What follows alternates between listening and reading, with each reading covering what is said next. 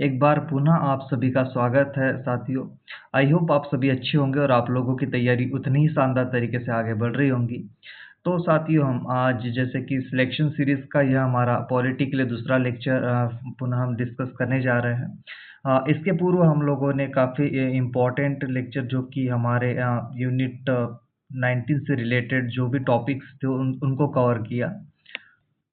जो भी हमारे सिलेबस में जो भी दिए हैं, जैसे इकाई 19 में जो भी हम देखते हैं टॉपिक्स पॉलिटी से रिलेटेड, है ना? 4 से 5 टॉपिक को हम लोगों ने इसके पूर्व की क्लास में हम लोगों ने कंप्लीट किया है। अगर जिस किसी साथियों ने हमारे उस क्लास को नहीं देखा तो काफ़ी इम्पोर्टेंट क्लास थी साथियों, उसे देख लीजिएगा आप सभी। हमारे प्लेलिस्ट में जाके उस वीडियो को देख सकते हो आप सभी। साथियों, जैसा कि यह सभी क्लासेस आप जो देख रहे हो काफ़ी इम्पोर्टेंट है आप लोगों के लिए। क्यों क्यों इम्पोर्टेंट है? क्योंकि हम जो टॉपिक्स को डिस्कस कर रहे हैं वो आपके सिलेबस का पार्ट है ना। पॉइंट टू पॉइंट हम लोगों ने वहाँ से जिस भी एग्ज़ाम में अगर प्रीवियस ईयर बने हैं वहाँ से क्वेश्चन उन क्वेश्चनों को हम लोगों ने इस सीरीज़ में लिया हुआ है। साथ ही साथ हमने ऐसे टाइप्स को हम लोगों ने वहाँ इंक्लूड किया इस सीरीज़ में, जो अधिकतर पूछे जाने की संभावना है और जो पूछे गए हैं पहले से। तो ऐसे ही क्वेश्चन को हम डिस्कस कर रहे हैं यहाँ पे, इसलिए आप सभी के लिए काफ़ी इम्पोर्टेंट हो जाती है, क्योंकि आपको पॉइंट टू पॉइंट सिलेबस के अकॉर्डिंग टॉपिक वाइज ऐसे एमसीक्यूज पीवाईक्यू नहीं मिल पाएंगे।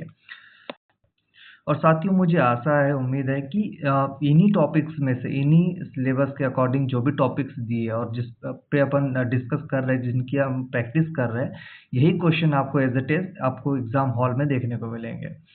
तो साथियों, हम चलते हैं आज के हमारे डिस्कशन के लिए, हमारे आज की प्रैक्टिस सीरीज के लिए। तो आज हम बात करें तो आज हमारे कुछ टॉपिक्स रहने वाले हैं। इसके पूर्व की अगर बात करें तो हम लोगों ने 4 टॉपिक्स कंप्लीट किए, है ना? इन ऊपर वाले 4 टॉपिक्स को हम लोगों ने डिस्कस किया, इसकी प्रैक्टिस की अच्छी खासी तरीके से, जो कि आप डिस्क्रिप्शन में या फिर प्लेलिस्ट में जाके इसके पूर्व के लेक्चर को देख सकते हो। अगर हम इसके आगे की बात करें तो आज हमारा डिस्कशन रहने वाला है, हम भारत के संविधान के गठन की बात करें, निर्माण प्रक्रिया, उद्देश्य का स्रोत, विशेषताएं, मौलिक अधिकारों के बारे में प्रैक्टिस करेंगे। साथ ही साथ मौलिक कर्तव्य हो गए, नीति निर्देशक तत्व हो गए, संविधान संशोधन की क्या प्रक्रिया रही है ना, इन सब के एमसीक्यूज और पीवाई की जो भी इनसे रिलेटेड बने उन सबको डिस्कस करेंगे। साथ ही साथ इसके भारतीय प्रजातंत्र की कार्यप्रणाली हो, प्रशासनिक व्यवस्था, संगठनात्मक शासन, प्रशासनिक शक्तियों का केंद्र है, राज्य सरकार के मध्य विभाजन, सरकार का क्या स्वरूप रहा जिसमें व्यवस्थापिका हो गई, है ना? आगे बात करें कार्यपालिका, इसमें न्यायपालिका, स्थानीय स्वशासन जिसमें 73वां संविधान, 74वां संविधान संशोधन, साथ ही साथ राष्ट्रीय राज्य मानवाधिकार आयोग के बारे में भी हम देखेंगे। तो ये आज के हमारे टॉपिक्स रहने वाले, जिसके लिए हम जो भी पीवाई की इसमें बने और जो भी इससे रिलेटेड जो भी एमसीक्यूज बन सकते हैं एग्जाम में आपके, उन सबको हम इस डिस्कशन में, इस प्रैक्टिस सीरीज में लेके आए हैं। तो साथियों, काफ़ी अहम हो जाती है आप सभी के लिए क्लास आज की। और साथियों, आज के जो ये टॉपिक्स है इन पर हम ऑलरेडी इसके पूर्व पे क्लास कर चुके हैं ना।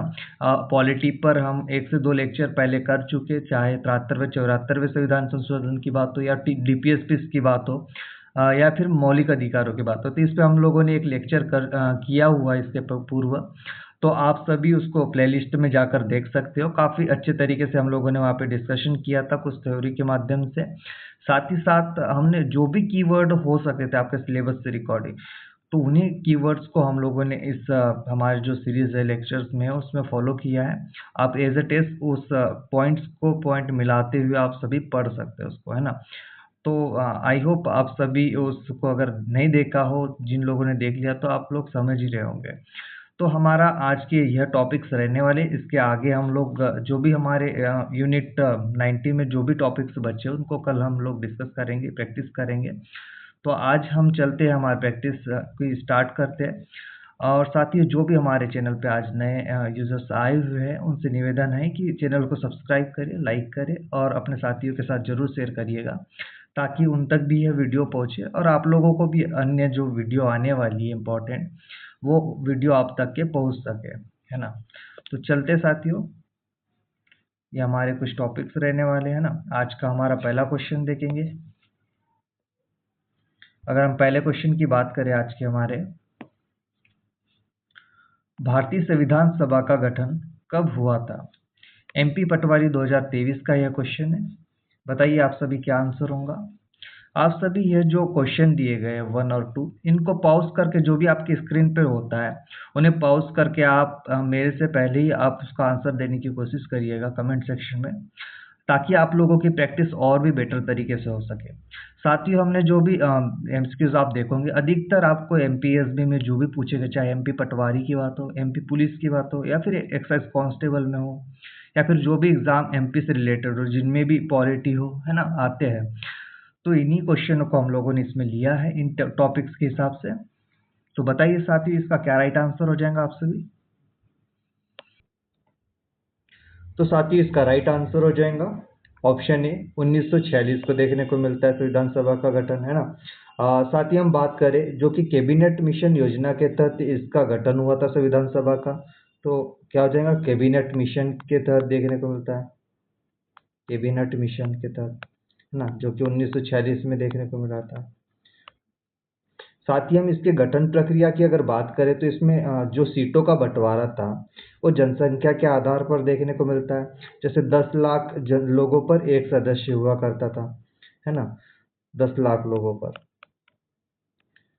तो कुल सदस्य संख्या की अगर बात करें तो कितनी थी, 389 देखने को मिलती है। हमारे संविधान सभा में कितनी सदस्य संख्या थी, 389 थी। क्वेश्चन पूछ लिया जाता है।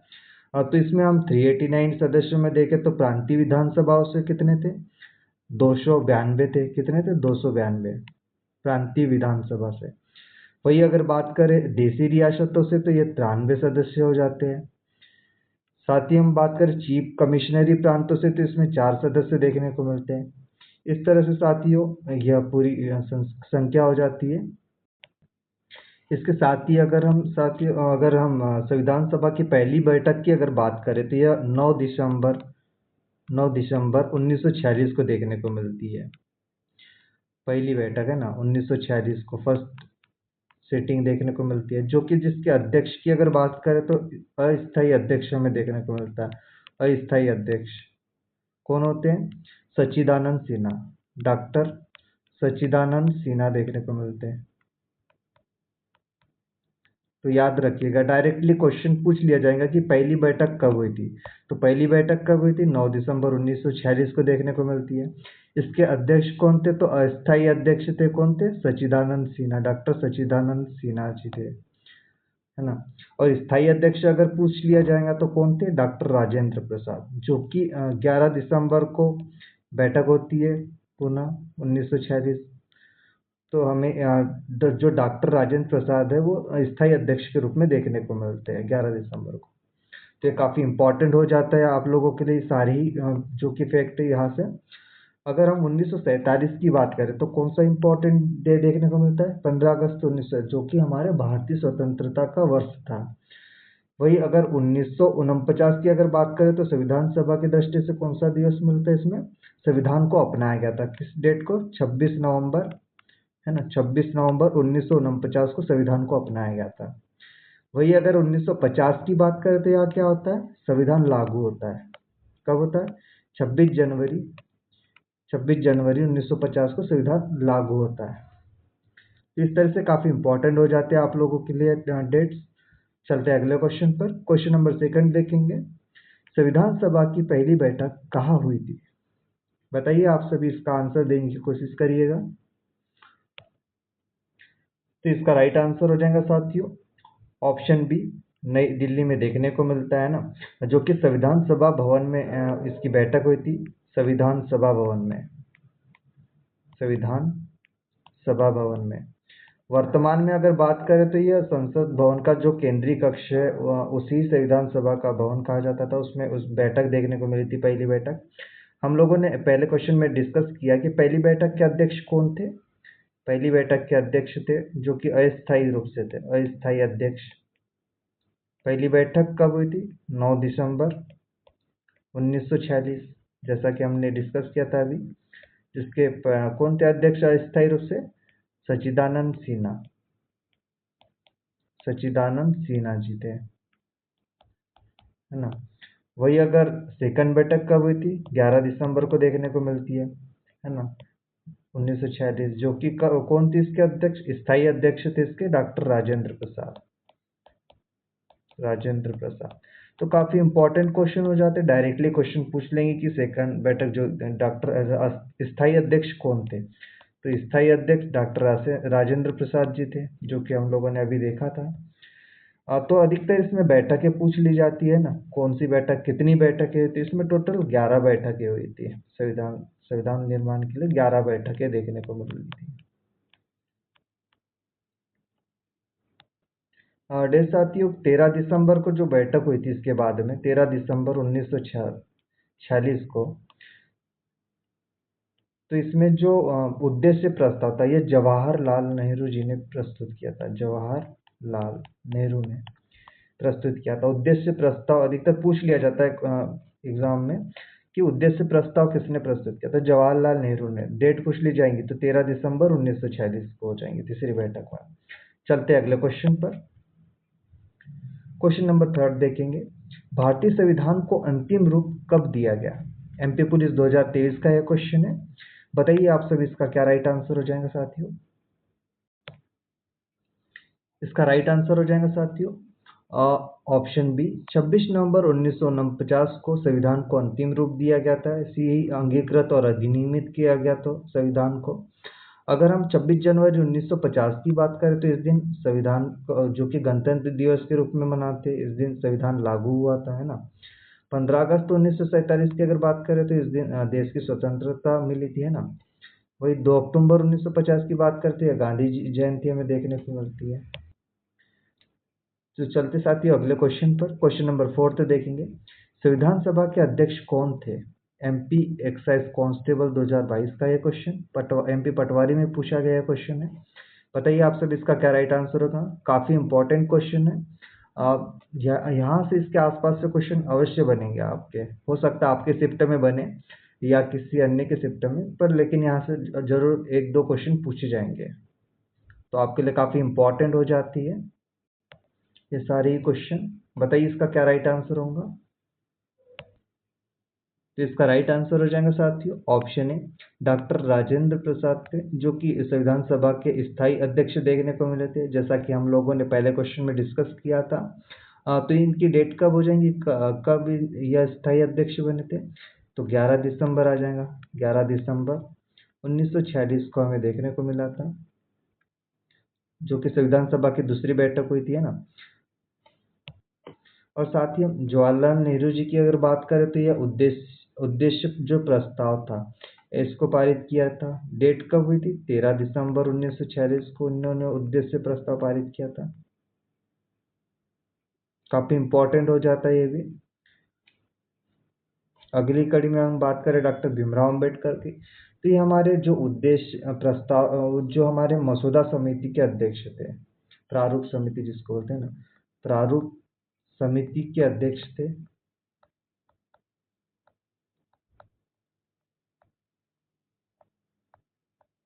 अगली बात करें सरदार पटेल जी की, तो एकीकरण में इन्होंने अहम योगदान निभाया था, एकीकरण के लिए ना। तो ये काफी इंपॉर्टेंट यहाँ से हो जाते हैं क्वेश्चन आप सभी के लिए। डायरेक्टली क्वेश्चन पूछ लिया जाएगा, जैसे कि अभी पूछा गया है कि अध्यक्ष कौन है, स्थायी अध्यक्ष कौन, तो डॉक्टर राजेंद्र प्रसाद। डेट पूछ ली जाती है, तो इनकी डेट हो जाएंगे 11 दिसंबर 1946, है ना। साथ ही साथ भीमराव अंबेडकर को पूछ लिया जाएगा कि ये किसके अध्यक्ष है, किस समिति के अध्यक्ष है, तो ये प्रारूप समिति के अध्यक्ष है। ये प्रारूप समिति में कितने सदस्य होते हैं, तो ये 7 सदस्य होते हैं, है ना। आगे चल के इनके बारे में भी देखेंगे हम लोग। सरदार पटेल जी के बारे में पूछ लेंगे, तो इन्होंने राज्यों का एकीकरण किया था, है ना। चलते साथियों अगले क्वेश्चन पर। क्वेश्चन नंबर 5 देखेंगे, संविधान सभा का गठन किस योजना के तहत हुआ था। बताइए आप सब इसका राइट आंसर दीजिएगा। तो साथ ही इसका राइट आंसर क्या हो जाएगा, ऑप्शन ए इसका राइट आंसर हो जाएगा कैबिनेट मिशन योजना। जो कि हम बात करें कैबिनेट मिशन की, तो ये हमें ब्रिटिश सरकार ने जो कि 1946 में भेजी थी, भारत भेजी थी, है ना। साथ ही इसकी अगर कैबिनेट मिशन योजना के जो सदस्य हमें देखने को मिले थे, इसमें 3 सदस्य हमें देखने को मिलते हैं, जो कि काफी इंपॉर्टेंट है। पहले बात करें तो लॉर्ड पैथिक लॉरेंस देखने को मिलते हैं, पैथिक लॉरेंस है ना, लॉरेंस। साथ सेकंड की अगर बात करें तो इसमें हमें स्टेफोर्ड क्रिप्स देखने को मिलते हैं, स्टेफोर्ड क्रिप्स। साथ ही थर्ड की अगर बात करें तो इसमें हमें एवी एलेक्जेंडर देखने को मिलते हैं, एवी एलेक्जेंडर।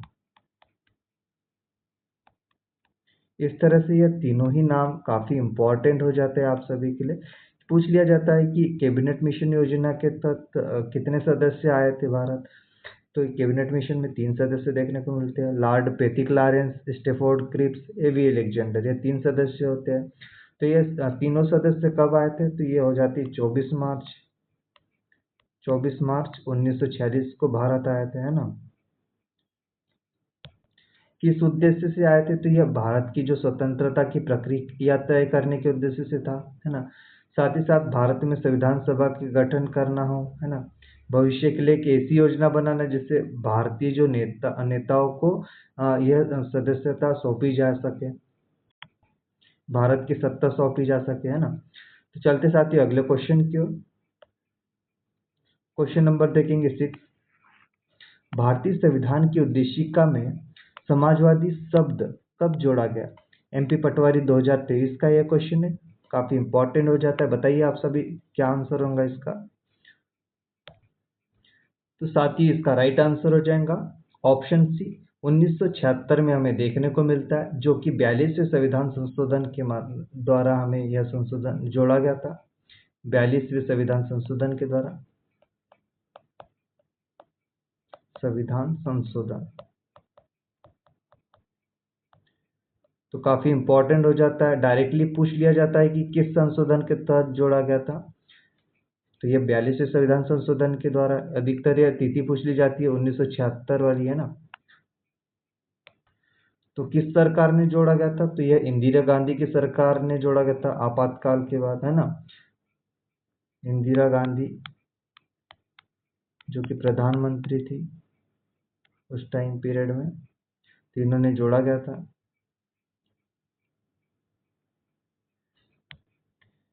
इसी समाजवादी के साथ साथ इसमें पंथ निरपेक्षता शब्द भी जोड़ा गया था इसमें, पंथ निरपेक्षता। तो इस तरह से साथियों हमारी उद्देशिका हो जाती है फिर सार्वभौम समाजवादी पंथ निरपेक्ष लोकतांत्रिक गणराज्य भारत को कहा जाने लगा प्रस्तावना में। एक बार पुनः दोहराएंगे, सार्वभौम समाजवादी पंथ निरपेक्ष लोकतांत्रिक गणराज्य, इस तरह से कहा जाने लगा भारत को। चलते अगले क्वेश्चन की ओर। क्वेश्चन नंबर 7 देखेंगे, हम भारत के लोग किसकी अभिव्यक्ति है। हम भारत के लोग किसकी अभिव्यक्ति है, बताइए आप सभी इसका राइट आंसर क्या होगा। काफी इंपॉर्टेंट क्वेश्चन है साथियों, आप ही के जो सिलेबस में दिए गए एज इट इज वही से टॉपिक्स को जो भी पीवाईक्यू है, जैसे कि पीवाईक्यू बना आप लोगों ने अभी 6 क्वेश्चन देखा जो कि एमपी पटवारी का 2023 का क्वेश्चन देखने को मिलता है। ऐसे ही क्वेश्चन आप लोगों को आपके एग्जाम में देखने को मिलेंगे इससे रिलेटेड, तो आप लोग ध्यान से देखिएगा सारी क्वेश्चन को। बताइए आप सभी इसका राइट आंसर क्या होगा। तो इसका राइट आंसर हो जाएगा साथियों ऑप्शन ए, सार्वभौमिकता। अगर हम सार्वभौमिकता के अंदर देखें तो इसमें जो शक्ति होती है वो जनता से आती है। इसका अर्थ यह है कि संविधान का जो वास्तविक स्रोत है वो कि भारत की जनता है। संविधान न तो ब्रिटिश संसद से आया और न ही किसी राजा महाराजा ने बनाया इसे, बल्कि इसे भारत की जो जनता है उसने स्वयं बनाया और स्वयं ही स्वीकार किया इसे। तो लोकतांत्रिक संप्रभुता ही की अभिव्यक्ति है यह। तो यह जो हम भारत के जो लोग जो वाक्य है ये लोकतांत्रिक संप्रभुता की अभिव्यक्ति है। चलते अगले क्वेश्चन पर साथियों। अगले क्वेश्चन पर बात करेंगे क्वेश्चन 8 की। उद्देशिका में कुल कितने आदर्श हैं उल्लेखित है। बताइए कितने आदर्श उल्लेखित है उद्देशिका में। इसका राइट आंसर हो जाएगा साथियों ऑप्शन डी, 6 आदर्श उल्लेखित है। अगर हम 6 की अगर चर्चा करें तो इसमें हमें देखने को मिलता है न्याय, साथ ही स्वतंत्रता, समानता, साथ ही बात करें बंधुता, समाजवाद और धर्मनिरपेक्षता। ये 6 जो होते हैं, ये 6 जो कि उद्देशिका में आदर्श उल्लेखित किए गए हैं हमारे।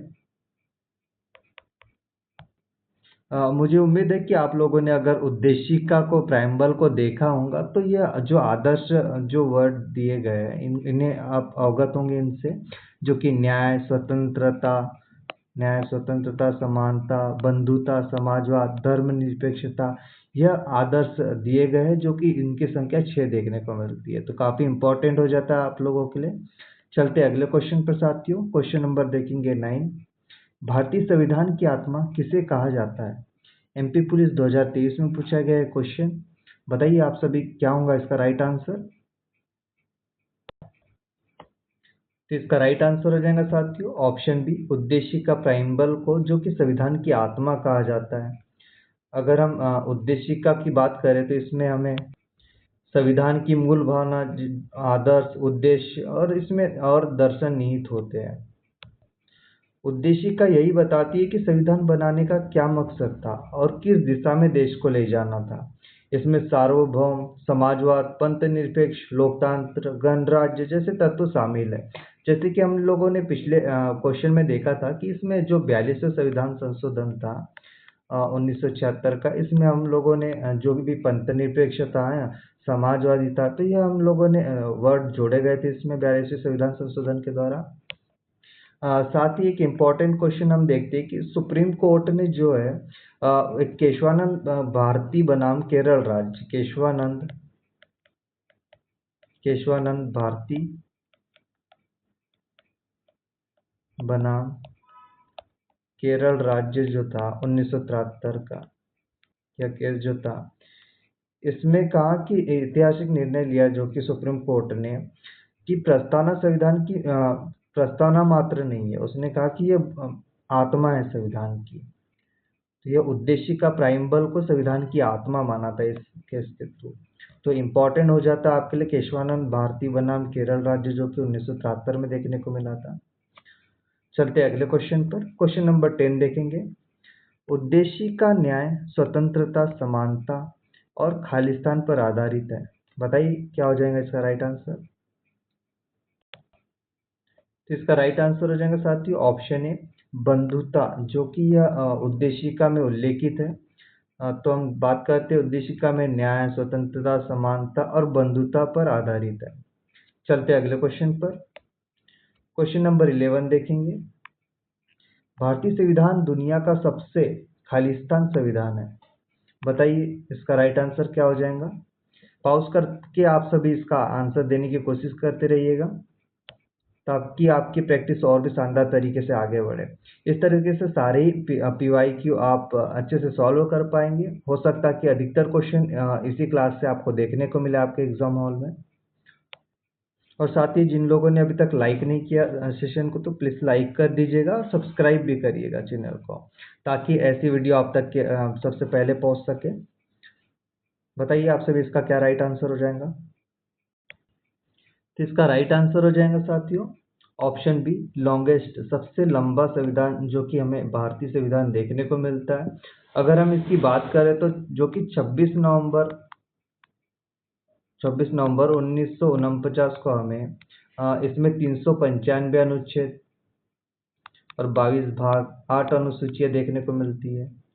तो वही 2025 जैसे कि अभी की हम बात करें तो इसमें लगभग 470 प्लस अनुच्छेद आर्टिकल हमें देखने को मिलते हैं और साथ ही साथ इसमें 25 भाग और 12 अनुसूची के लगभग हमें देखने को मिलती है। तो 12 अनुसूचियां वर्तमान में देखने को मिलती है ना। और लगभग 25 भाग के समथिंग हमें देखने को मिलता है इसमें हमारे संविधान में। तो काफ़ी इम्पोर्टेंट हो जाता है आप सभी के लिए। और साथियों हम देखें इसके कारण की, तो क्या कारण रहा भारत का संविधान ये लंबा है? तो इसमें कुछ बिंदु दिखते हैं जैसे कि विस्तृत क्षेत्रफल और विविधता की अगर बात करते हैं हमारे यहाँ जैसे कई जातियाँ हैं, कई धर्म, कई भाषाएं, कई संस्कृति हमें देखने को मिलती है। वही साथ ही हम देखते हैं हमारे यहाँ संघीय व्यवस्था भी है, जो कि केंद्र और राज्य दोनों के लिए अलग अलग विस्तृत प्रावधान तय करती है। साथ ही हम बात करें जो कि मौलिक अधिकार नीति निर्देशक तत्व की, तो यह जो कि तीनों को विस्तार से जोड़ा गया है ना। जैसे कि मौलिक अधिकार हो गए, नीति निर्देशक तत्व हो गए, मौलिक कर्तव्य हो गए, तो यह हमें तीनों चीजें विस्तार से जोड़ी गई है इसमें अलग से। साथ ही साथ जो हमारे जो इसमें प्रावधान जो लिए गए संविधान में, वो भी अनेक देशों से लिए गए हैं ना, जैसे ब्रिटेन हो गए, अमेरिका, आयरलैंड, कनाडा, तो ऐसे अनेक कंट्रीज से हम लोगों ने संविधान के प्रावधान लिए गए, जिससे क्या हुआ कि इसका आकार और भी बढ़ता गया। और सबसे छोटे संविधान की अगर बात करें तो कहाँ देखने को मिलता है हमें, जो कि अमेरिका, यूएसए का है, यूएसए का। इसमें 7 आर्टिकल है मात्र। अमेरिका के संविधान में हमें 7 आर्टिकल। सबसे पुराने की बात करें तो यह भी हमें यूएसए का देखने को मिलता है सबसे पुराना। चलते साथ ही अगले क्वेश्चन पर। क्वेश्चन नंबर 12 देखेंगे। संविधान में प्रारंभिक रूप से कुल कितने अनुच्छेद थे? तो इसका राइट आंसर हो जाएगा साथियों 395 अनुच्छेद, जो कि मूल संविधान में देखने को मिलते हैं। 22 भाग, 395 अनुच्छेद हमें देखने को मिलते हैं। अगर हम 370 की बात करें तो यह जम्मू कश्मीर से संबंधित था, JNK से संबंधित था, है ना। 448 की बात करें तो यह संशोधन के बाद की संख्या है ना, जो कि हमें करंट में देखने को मिलती है। वही आर्टिकल 356 की बात करें तो इसमें राष्ट्रपति शासन से जुड़ा हुआ अनुच्छेद है। राष्ट्रपति शासन से जुड़ा हुआ अनुच्छेद है 356। चलते अगले क्वेश्चन पर। क्वेश्चन नंबर 13 देखेंगे। भारतीय संविधान किससे प्रेरित है? बताइए आप सभी क्या होगा इसका राइट आंसर। इसका राइट आंसर हो जाएगा साथियों ऑप्शन सी, विभिन्न देशों से, जो कि भारतीय संविधान प्रेरित है। क्यों प्रेरित है? क्योंकि हम लोगों ने कई देशों से कई प्रावधान लिए हैं, इसलिए यह अधिक देशों से इसके प्रेरणा के स्रोत देखने को मिलते हैं। अगर हम यूएसए की बात करें तो इससे हमें मौलिक अधिकार लिया था, है ना। मौलिक अधिकार हो गए या फिर न्यायिक समीक्षा की बात हो तो ये हमने यूएसए के संविधान से लिए थे। वही हम यूके के संविधान की बात करें तो इससे हमें संसदीय प्रणाली देखने को मिलती है, संसदीय प्रणाली। साथ ही साथ कानून का शासन, यह हम लोगों ने यूके के संविधान से अपनाया था। रूस की बात करें तो इसमें हमें पंचवर्षीय योजना देखने को मिलती है। साथ ही साथ समाजवाद का कॉन्सेप्ट भी हमें रूस के संविधान से देखने को मिला था। इस तरह से काफी इंपॉर्टेंट हो जाता है आप सभी के लिए। चलते हैं अगले क्वेश्चन पर। क्वेश्चन नंबर 14 देखेंगे। भारतीय संविधान किस प्रकार का है? बताइए आप सभी क्या राइट आंसर होगा। तो इसका राइट आंसर हो जाएगा साथियों ऑप्शन ए, लिखित संविधान है। भारत का जो संविधान है लिखित और वह विस्तृत रूप से हमें देखने को मिलता है भारत का संविधान। अलिखित की बात करें तो यह किस संविधान का हो जाता है? जो कि यूके का जो संविधान है ये अलिखित रूप से देखने को मिलता है हमें। तो काफी इंपॉर्टेंट क्वेश्चन हो जाता है कि अलिखित संविधान कहाँ का है, तो यूके का संविधान है। चलते अगले क्वेश्चन पर। क्वेश्चन नंबर 15 देखेंगे साथियों। संविधान के संरक्षण किसे कहा जाता है? MP पटवारी में पूछा गया क्वेश्चन है। बताइए आप सभी क्या होगा इसका राइट आंसर। तो इसका राइट आंसर हो जाएगा साथियों ऑप्शन सी, सर्वोच्च न्यायालय। सर्वोच्च न्यायालय जो है वो संविधान के संरक्षक के रूप में भूमिका निभाता है। तो क्यों निभाता है? क्योंकि यह न्यायिक पूर्वावलोकन देखने को मिलता है, जो कि संसद और राज्य के विधानमंडल द्वारा जो भी कानून बनाए जाते हैं वो संविधान के अनुरूप बने हुए हैं कि नहीं है, इनकी देखता है, पूर्व अवलोकन करता है। साथ ही साथ कानून संविधान विरोधी है तो न्यायालय उसे क्या करता है, असंवैधानिक घोषित कर देता है। इसके साथ ही अगली बात करें मौलिक अधिकारों की रक्षा की, तो जो सुप्रीम कोर्ट जो है, सर्वोच्च न्यायालय जो है, यह आर्टिकल 32 के तहत नागरिकों को सीधे सर्वोच्च न्यायालय जाने जा सकने की यह अधिकार देता है। अगर उसके मौलिक अधिकारों का हनन होता है किसी व्यक्ति के, तो वह आर्टिकल 32 के तहत डायरेक्टली सुप्रीम कोर्ट जा सकता है। तो हम आर्टिकल 32 को देख ही रहे, तो इसमें बात करते हैं डॉक्टर भीमराव अंबेडकर की। तो उन्होंने संविधान की आत्मा व हृदय की संज्ञा दी है अनुच्छेद 32 को। क्या कहा है? संविधान की आत्मा और हृदय। तो डायरेक्टली क्वेश्चन पूछ लेगा कि संविधान की आत्मा और हृदय किससे कहा गया? तो भीमराव अंबेडकर ने कहा था। चलते साथियों अगले क्वेश्चन पर। बात करते हैं क्वेश्चन 16 की। मौलिक अधिकार कितने हैं? काफी इजी क्वेश्चन है, बताइए आप सभी क्या आंसर होगा इसका। तो इसका राइट आंसर हो जाएगा साथियों ऑप्शन बी, 6 मौलिक अधिकार हमें देखने को मिलते हैं। तो हम इसके भारतीय संविधान में मूल रूप से अगर बात करें तो इसमें हमें 7 देखने को मिलते थे। इसकी संख्या 7 होती थी मौलिक अधिकारों की संख्या। लेकिन संपत्ति का जो अधिकार था उसे आर्टिकल 31 के तहत, आर्टिकल 31 जो कि 1978 में 44वें संविधान संशोधन के द्वारा 44वें संशोधन के द्वारा समाप्त कर दिए गए। इसे विधिक अधिकार बना दिया, कानूनी अधिकार बना दिया, है ना, कानूनी अधिकार बना दिया गया।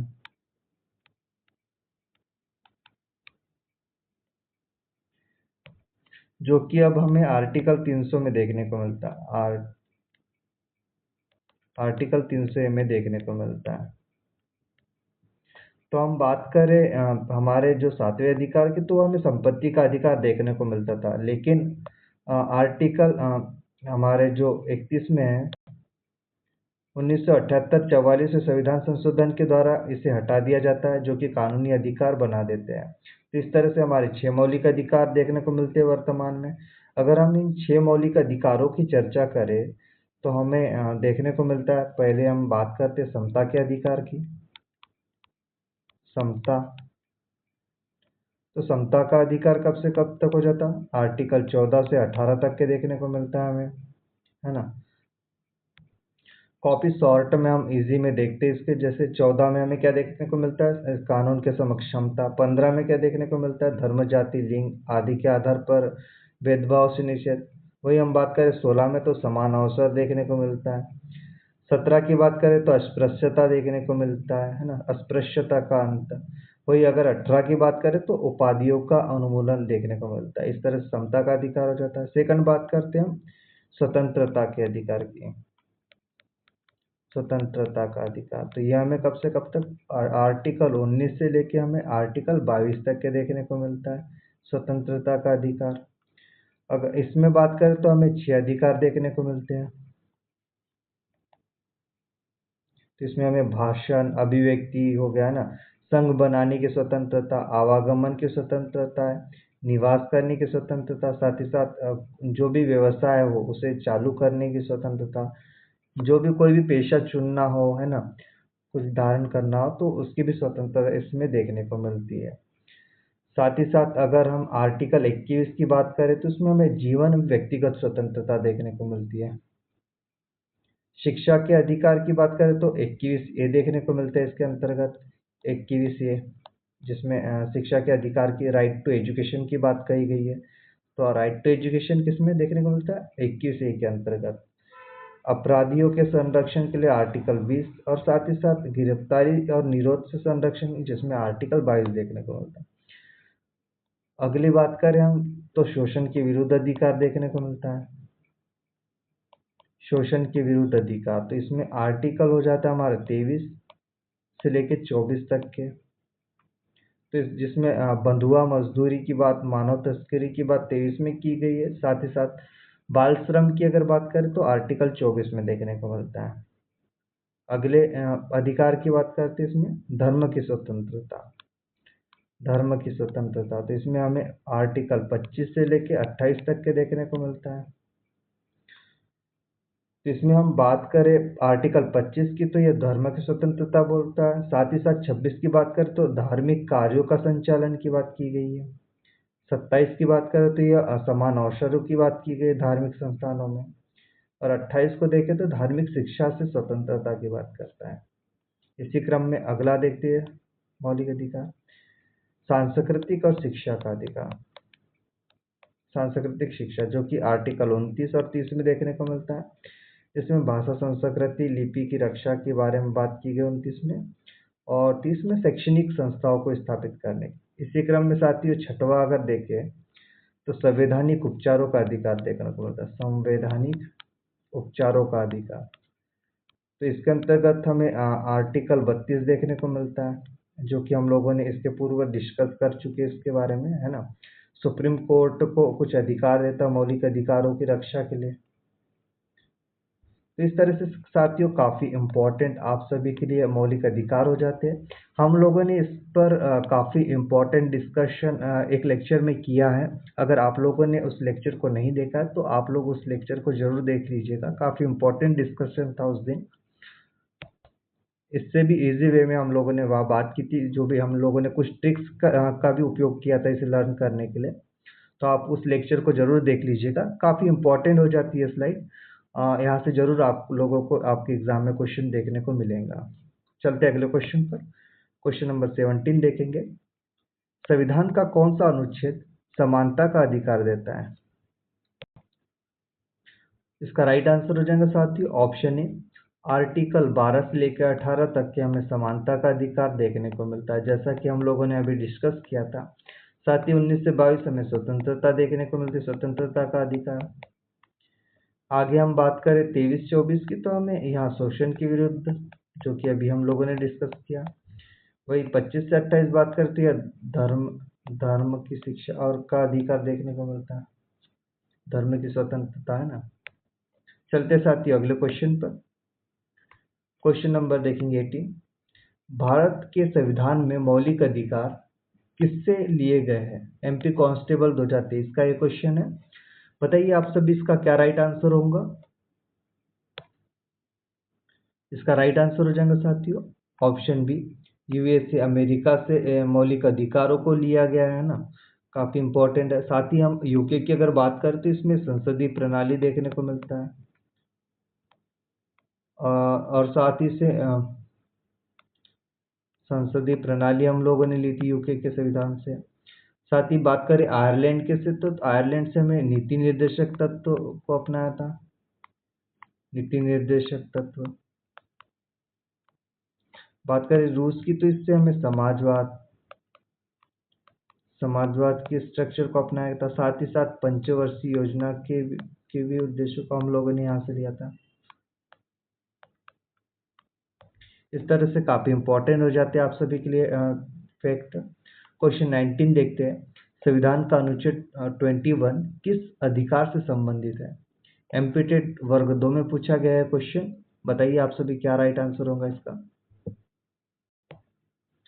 इसका राइट आंसर हो जाएगा साथियों ऑप्शन बी, जीवन का अधिकार, राइट टू लाइफ, जो कि अनुच्छेद 21 के अधिकारों से संबंधित हमें देखने को मिलता है। इसके अंतर्गत जीवन और व्यक्तिगत स्वतंत्रता दी गई है। साथ ही हम अगर बात करें अनुच्छेद 21 की, तो इसमें हमें जैसे कि स्वास्थ्य का अधिकार हमें मिलता है, पर्यावरण का अधिकार मिलता है। साथ ही साथ विधिक सहायता का अधिकार भी हमें राइट टू लाइफ के इसके अंतर्गत देखने को मिलता है, आर्टिकल 21 के अंतर्गत देखने को मिलता है। सम्मानजनक जीवन के अधिकारों की भी बात इस आर्टिकल के अंतर्गत की गई है। अगर किसी भी तरह का हनन होता है हमारे मौलिक अधिकारों से, तो हम आर्टिकल 32 की शरण में जा सकते, जो कि सुप्रीम कोर्ट के को निर्देशित करता है ना। हम स्वतंत्रता के अधिकारों की अगर बात करें तो ये हम लोगों ने अभी देखा था 1922 तक के देखने को मिलता है आर्टिकल में। शिक्षा के अधिकार की बात करें तो हम राइट टू एजुकेशन हमें किस में देखने को मिलता है? आर्टिकल 21A में देखने को मिलता है, शिक्षा का अधिकार, राइट टू एजुकेशन। अगली हम बात करें संपत्ति के अधिकार की, तो यह हमें हम लोगों ने 1978 में देखा था, जो कि 44 से संविधान संशोधन के द्वारा इसे हटा दिया गया है, इसे विधिक अधिकार बना दिया, संपत्ति के अधिकार से विधिक अधिकार में कन्वर्ट किया है। चलते अगले क्वेश्चन पर। क्वेश्चन नंबर देखेंगे 20। मौलिक अधिकारों की व्याख्या का अंतिम अधिकार किसके पास है? बताइए आप सभी इसका राइट आंसर। तो इसका राइट आंसर हो जाएगा साथियों ऑप्शन बी, सर्वोच्च न्यायालय के पास मौलिक अधिकारों की व्याख्या का अंतिम अधिकार देखने को मिलता है। वही अगर हम संसद की बात करें तो यह कानून बना सकती है, न कि इसकी व्याख्या कर सकती है। अगर राष्ट्रपति की बात करें तो यह कार्यपालिका का प्रमुख होता है, न कि न्यायिक नहीं होता है ना।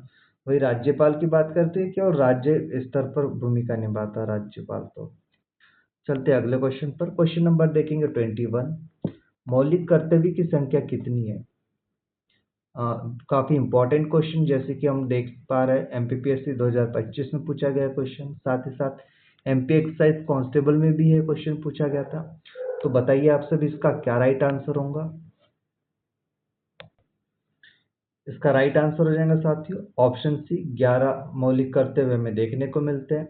अगर हम मूल रूप की अगर बात करें, मूल सिद्धांत, इसमें हमें 1976 में जो कि 10 मौलिक कर्तव्य जोड़े गए थे, मौलिक कर्तव्य देखने को मिलते थे। अगर मौलिक कर्तव्य की चर्चा करें तो ये हमें अनुच्छेद जो है आर्टिकल 51A के अंतर्गत देखने को मिलते हैं, 51A के अंतर्गत, है ना। तो हम लोगों ने क्या बात की इसमें, जो कि 1976 के अंतर्गत 10 मौलिक कर्तव्य थे मूल इसमें। साथ ही इस कड़ी में दोस्तों इसमें हमें जो कि 86वें संविधान के द्वारा संशोधन करके 2002 में एक और कर्तव्य जोड़ा गया जो कि 11वां मौलिक कर्तव्य देखने को मिलता है, 6 से 14 वर्ष तक की आयु के बच्चों को निःशुल्क अनिवार्य शिक्षा देने का, 6 से 14 वर्ष तक के बच्चों को शिक्षा देने का प्रावधान इसमें हमें देखने को मिलता है। चलते साथ ही अगले क्वेश्चन पर, क्वेश्चन नंबर देखेंगे 22।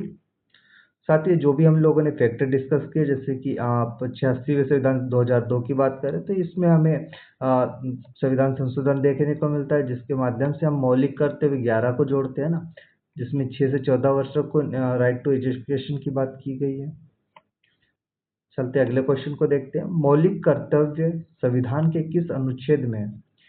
एमपी पुलिस में पूछा गया है क्वेश्चन आप सभी का, बताइए आप सभी इसका क्या राइट आंसर होगा।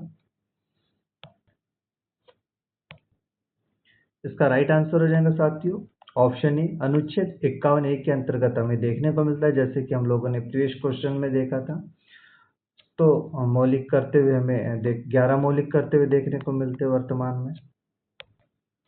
साथ ही दोस्तों हम लोग बात करें अनुच्छेद 32 की, तो इसमें हमें जो कि रीट का प्रावधान देखने को मिलता है ना, मौलिक अधिकारों के हनन होने पर सुप्रीम कोर्ट का प्रावधान दिया गया है ना।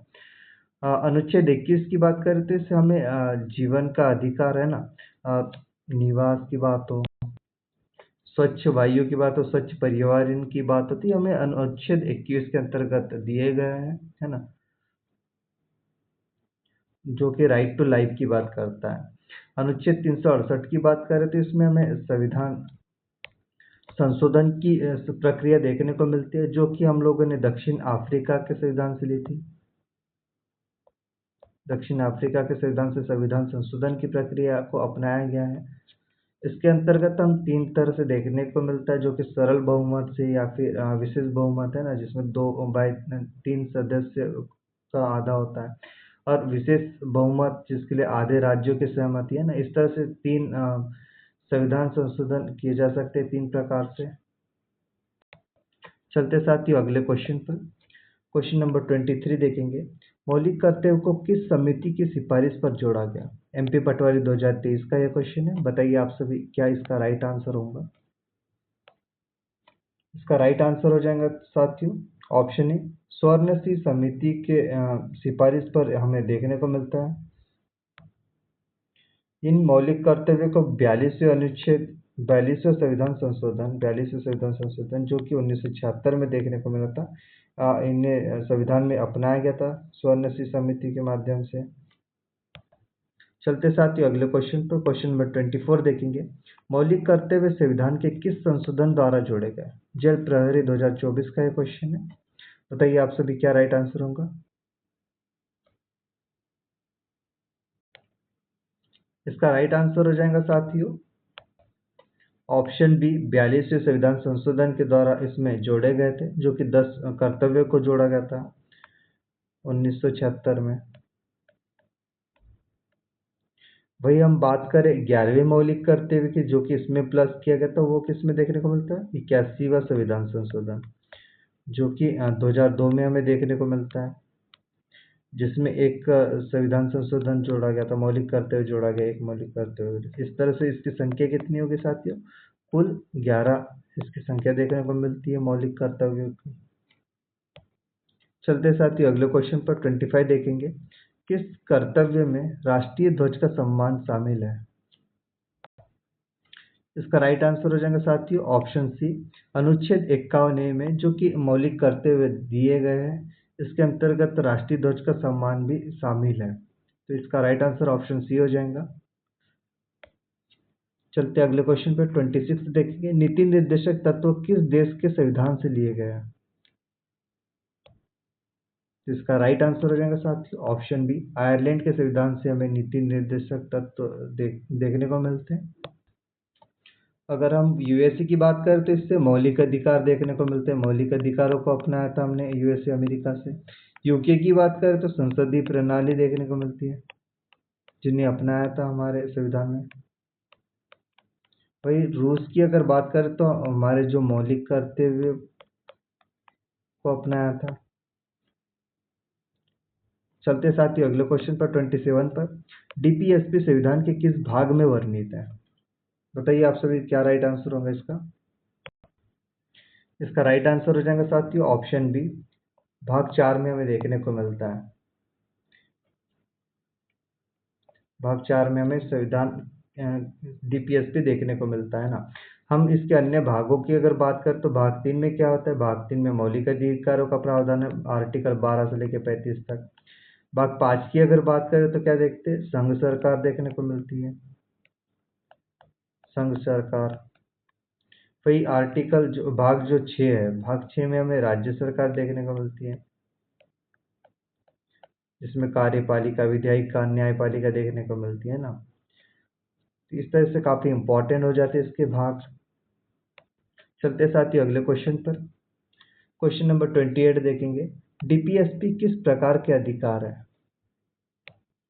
तो इसका राइट आंसर हो जाएगा साथियों ऑप्शन बी, अन्यायालयीन, नॉन जुडिशियबल देखने को मिलता है हमें डीपीएसपी के अधिकार,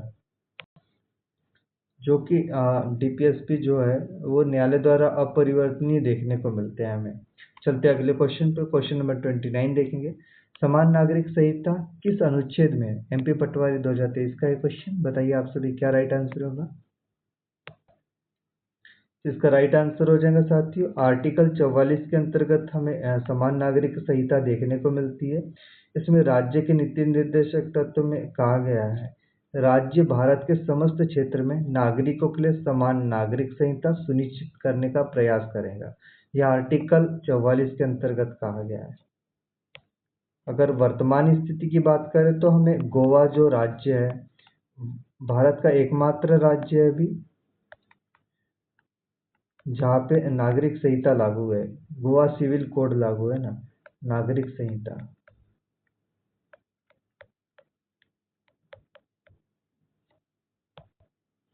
साथ ही हम आर्टिकल 39 की अगर बात करें तो राज्य को निर्देश देता है, राज्य की नीति के उद्देश्य दिए गए इसके अंतर्गत, जैसे असमानता घटाना या फिर समाज के प्रत्येक सदस्य के लिए समान अवसर सुनिश्चित करने की बात हो, जैसे रोजगार, शिक्षा आदि में, है ना। तो ये हमें आर्टिकल 39 के अंतर्गत देखने को मिलता है। वही अगर बात करें आर्टिकल 40 की तो इसमें पंचायती राज की व्यवस्था का संदर्भ दिया गया है ना। जैसे 73वां संविधान संशोधन जो कि हमें 1992 में देखने को मिलता है। वही अगर बात करें आर्टिकल 45 की तो इसमें बाल शिक्षा व पालन पोषण की बात की गई है, जिसमें 6 से 14 वर्ष तक के बच्चों को मुफ्त अनिवार्य शिक्षा की बात की गई। इसके बाद जैसे 86वें संविधान संशोधन जो कि 2002 में हम लोगों ने देखा था, इसमें 21(1) के रूप में लागू हुआ था। चलते अगले क्वेश्चन पर, क्वेश्चन नंबर 30 देखेंगे। डीपीएसपी का मुख्य उद्देश्य क्या है? तो इसका राइट आंसर हो जाएगा साथियों ऑप्शन बी, सामाजिक और आर्थिक न्याय की बात हमारे डीपीएसपी के अंतर्गत कही गई है। चलते साथियों अगले स्लाइड पर, क्वेश्चन 31 देखेंगे। संविधान संशोधन की शक्ति किस अनुच्छेद में है? बताइए इसका राइट आंसर क्या होगा।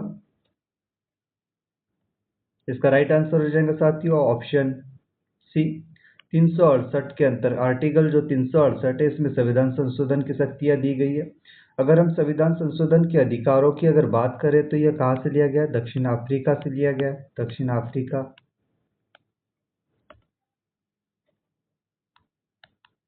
दक्षिण अफ्रीका से लिया गया है ना। इसका क्या उद्देश्य था?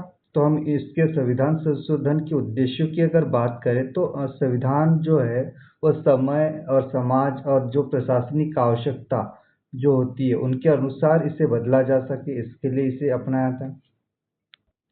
और हम बात करें अगर संविधान संशोधन किस तरह से होते, क्या विधियाँ होती, तो इसमें हमें 3 प्रकार की विधियाँ देखने को मिलती है। एक तो सरल बहुमत के आधार पर, एक तो सरल बहुमत जो कि सामान्य विधेयक की तरह होता है। दूसरी बात करें इसमें विशेष बहुमत हो जाता है। विशेष बहुमत जो कि उपस्थित जो भी सदस्य होते हैं उस सभा में उसके 2/3 और कुल सदस्यों के आधे बहुमत से, जो सदस्य जो उपस्थित होते हैं उसके 2/3 और कुल सदस्यों के आधे बहुमत और लगते हैं, जिसमें विशेष बहुमत के अंतर्गत। साथ ही साथ थर्ड की अगर बात करें तो इसमें विशेष बहुमत भी होता है और आधे जो राज्य होता है उनकी सहमति भी आवश्यक होती है। इस तरह से काफी इंपॉर्टेंट हो जाता है। डायरेक्टली क्वेश्चन पूछ लेंगे कि संविधान संशोधन में कितने विधियों द्वारा इसमें संशोधन किया जाता है, तो इसमें 3 विधियां होती है ना। एक तो सरल बहुमत, विशेष बहुमत और विशेष और आधे राज्यों के सहमति द्वारा। आर्टिकल पूछ लेंगे संविधान संशोधन का तो 368 के अंतर्गत। कहाँ से लिया गया था? तो दक्षिण अफ्रीका के संविधान से लिया गया था। चलते अगले क्वेश्चन पर। क्वेश्चन नंबर 32 देखेंगे। अब तक 2025 तक भारतीय संविधान में कितने संशोधन हो चुके हैं? तो इसका राइट आंसर हो जाएगा साथियों ऑप्शन बी, 105 प्लस संशोधन देखने को मिलते हैं। वर्तमान में अगर बात करें तो हम देखते हैं कि 106वां संविधान संशोधन जो कि 2023 में बना था। तो इस 2023 में हमें देखने को मिला वर्तमान संविधान संशोधन, जिसमें महिलाओं को राजनीति में भागीदारी के उद्देश्य से पारित किया गया था। महिलाओं की भागीदारी है ना। चलते साथियों अगले क्वेश्चन पर। क्वेश्चन नंबर 33 देखेंगे। संविधान में पहला संशोधन कब हुआ? एमपी पुलिस 2023 में पूछा गया है क्वेश्चन। बताइए आप सब इसका क्या राइट आंसर होगा? इसका राइट आंसर हो जाएगा 1951 को हमने संविधान में पहला संशोधन देखने को मिलता है, जिसमें भूमि सुधार के कानून को लाने में न्यायालय द्वारा कई प्रक्रिया देखने को मिली थी। इसी तरह साथियों कुछ अगर इम्पोर्टेंट हम संशोधन देखें तो पहले के बाद में 7th वाला देख लेते हैं, जो कि 1956 में देखने को मिला था, जिसमें राज्य पुनर्गठन की बात की गई है ना। राज्य पुनर्गठन की चर्चा की देखने को मिलती है। साथ ही इसके बाद देखते हैं तो 24वां आता है, जो कि 1971 में देखने को मिला था, जो कि न्यायिक फैसले के संबंध में संसदीय शक्ति का विस्तार देखने को मिलता है। इसके बाद हम देखते हैं आर्टिकल संविधान संशोधन जो कि 25वें में 1971 में हुआ था, जो कि राष्ट्रपति की आपातकालीन शक्ति के विस्तार के बारे में चर्चा की गई। इसके बाद इम्पोर्टेंट आ जाता है संशोधन 42वां संविधान संशोधन, जो कि 1976 में देखने को मिला था, जो कि मौलिक कर्तव्य को जोड़ा गया था। साथ ही साथ इसमें समाजवादी पंथ निरपेक्ष शब्दों को भी जोड़ा गया था। इसके बाद बात करें तो हमें 44वां संविधान संशोधन देखते हैं, जो कि 1978 में लाया था, जिसमें आपातकाल में शक्तियों के संशोधन किया गया था। साथ ही साथ मौलिक अधिकारों की सुरक्षा की भी बात की गई थी। इसके बाद हम देखें तो 73वां संविधान देखते हैं, जो कि काफ़ी इम्पोर्टेंट है, जो कि बात करें 1992 में इसे देखने को मिला था, जिसमें पंचायती राज संस्थाओं के बारे में संवैधानिक दर्जे के बारे में चर्चा की गई है। 73वें संविधान साथ ही 74वें संविधान संशोधन की बात करती है 1992 में देखने को मिलता है, जिसमें नगर पालिका का वर्णन है। नगर पालिका को संवैधानिक दर्जे की बात की गई है। 9A में है ना। इसके बाद अगर देखें तो 86वां संविधान संशोधन हम देखते हैं, जिस 2002 में देखने को मिला था यह संविधान संशोधन, जिसमें 6 से 14 वर्ष के बच्चों को निःशुल्क मौलिक अधिकारों की बात की गई है ना, शिक्षा की। इसके बाद हम देखें तो 97वां संविधान संशोधन, जो कि 2006 में देखने को मिला था। इसके बाद अन्य हमें देखने को मिलते जैसे 101वां, जो कि 2016 में, जिसमें राष्ट्रपति राज्यपाल की शक्तियों को प्रावधान दिया गया है। और 106 को तो हम लोगों ने देख ही सके। तो ये कुछ इम्पोर्टेंट संशोधन हो जाते हैं जो कि आपके परीक्षा के लिए डायरेक्टली पूछ लिए जाएंगे यहाँ से। तो चलते अगले क्वेश्चन पर साथियों। क्वेश्चन 34 देखेंगे, किस संशोधन को लघु संविधान कहा जाता है? एमपी पटवारी 2023 का ये क्वेश्चन है। बताइए आप सभी क्या राइट आंसर होगा। तो इसका राइट आंसर हो जाएगा साथियों ऑप्शन बी, 42वें संविधान संशोधन को लघु संविधान की संज्ञा दी गई है, क्योंकि इस संविधान संशोधन के अंतर्गत काफी हमें संशोधन देखने को मिल रहा था, इसलिए इसे लघु संविधान कहा जाता है।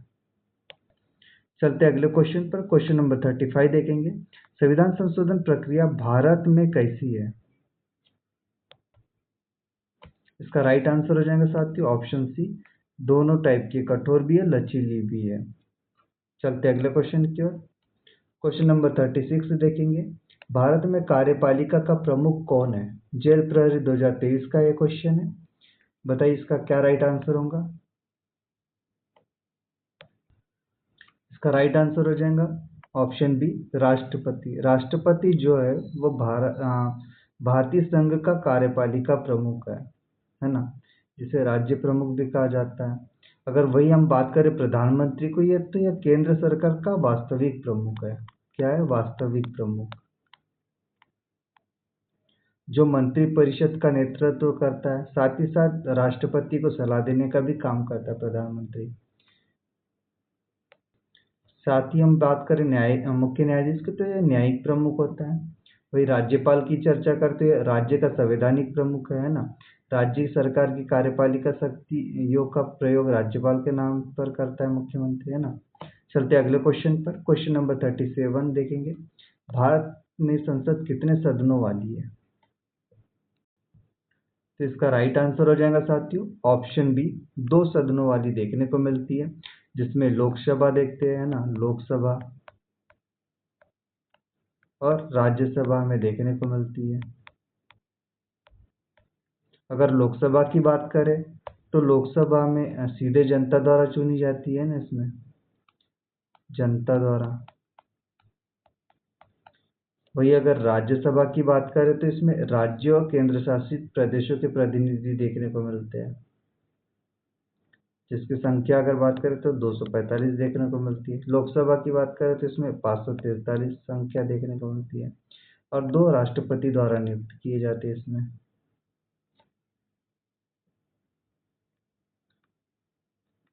चलते साथियों अगले क्वेश्चन पर।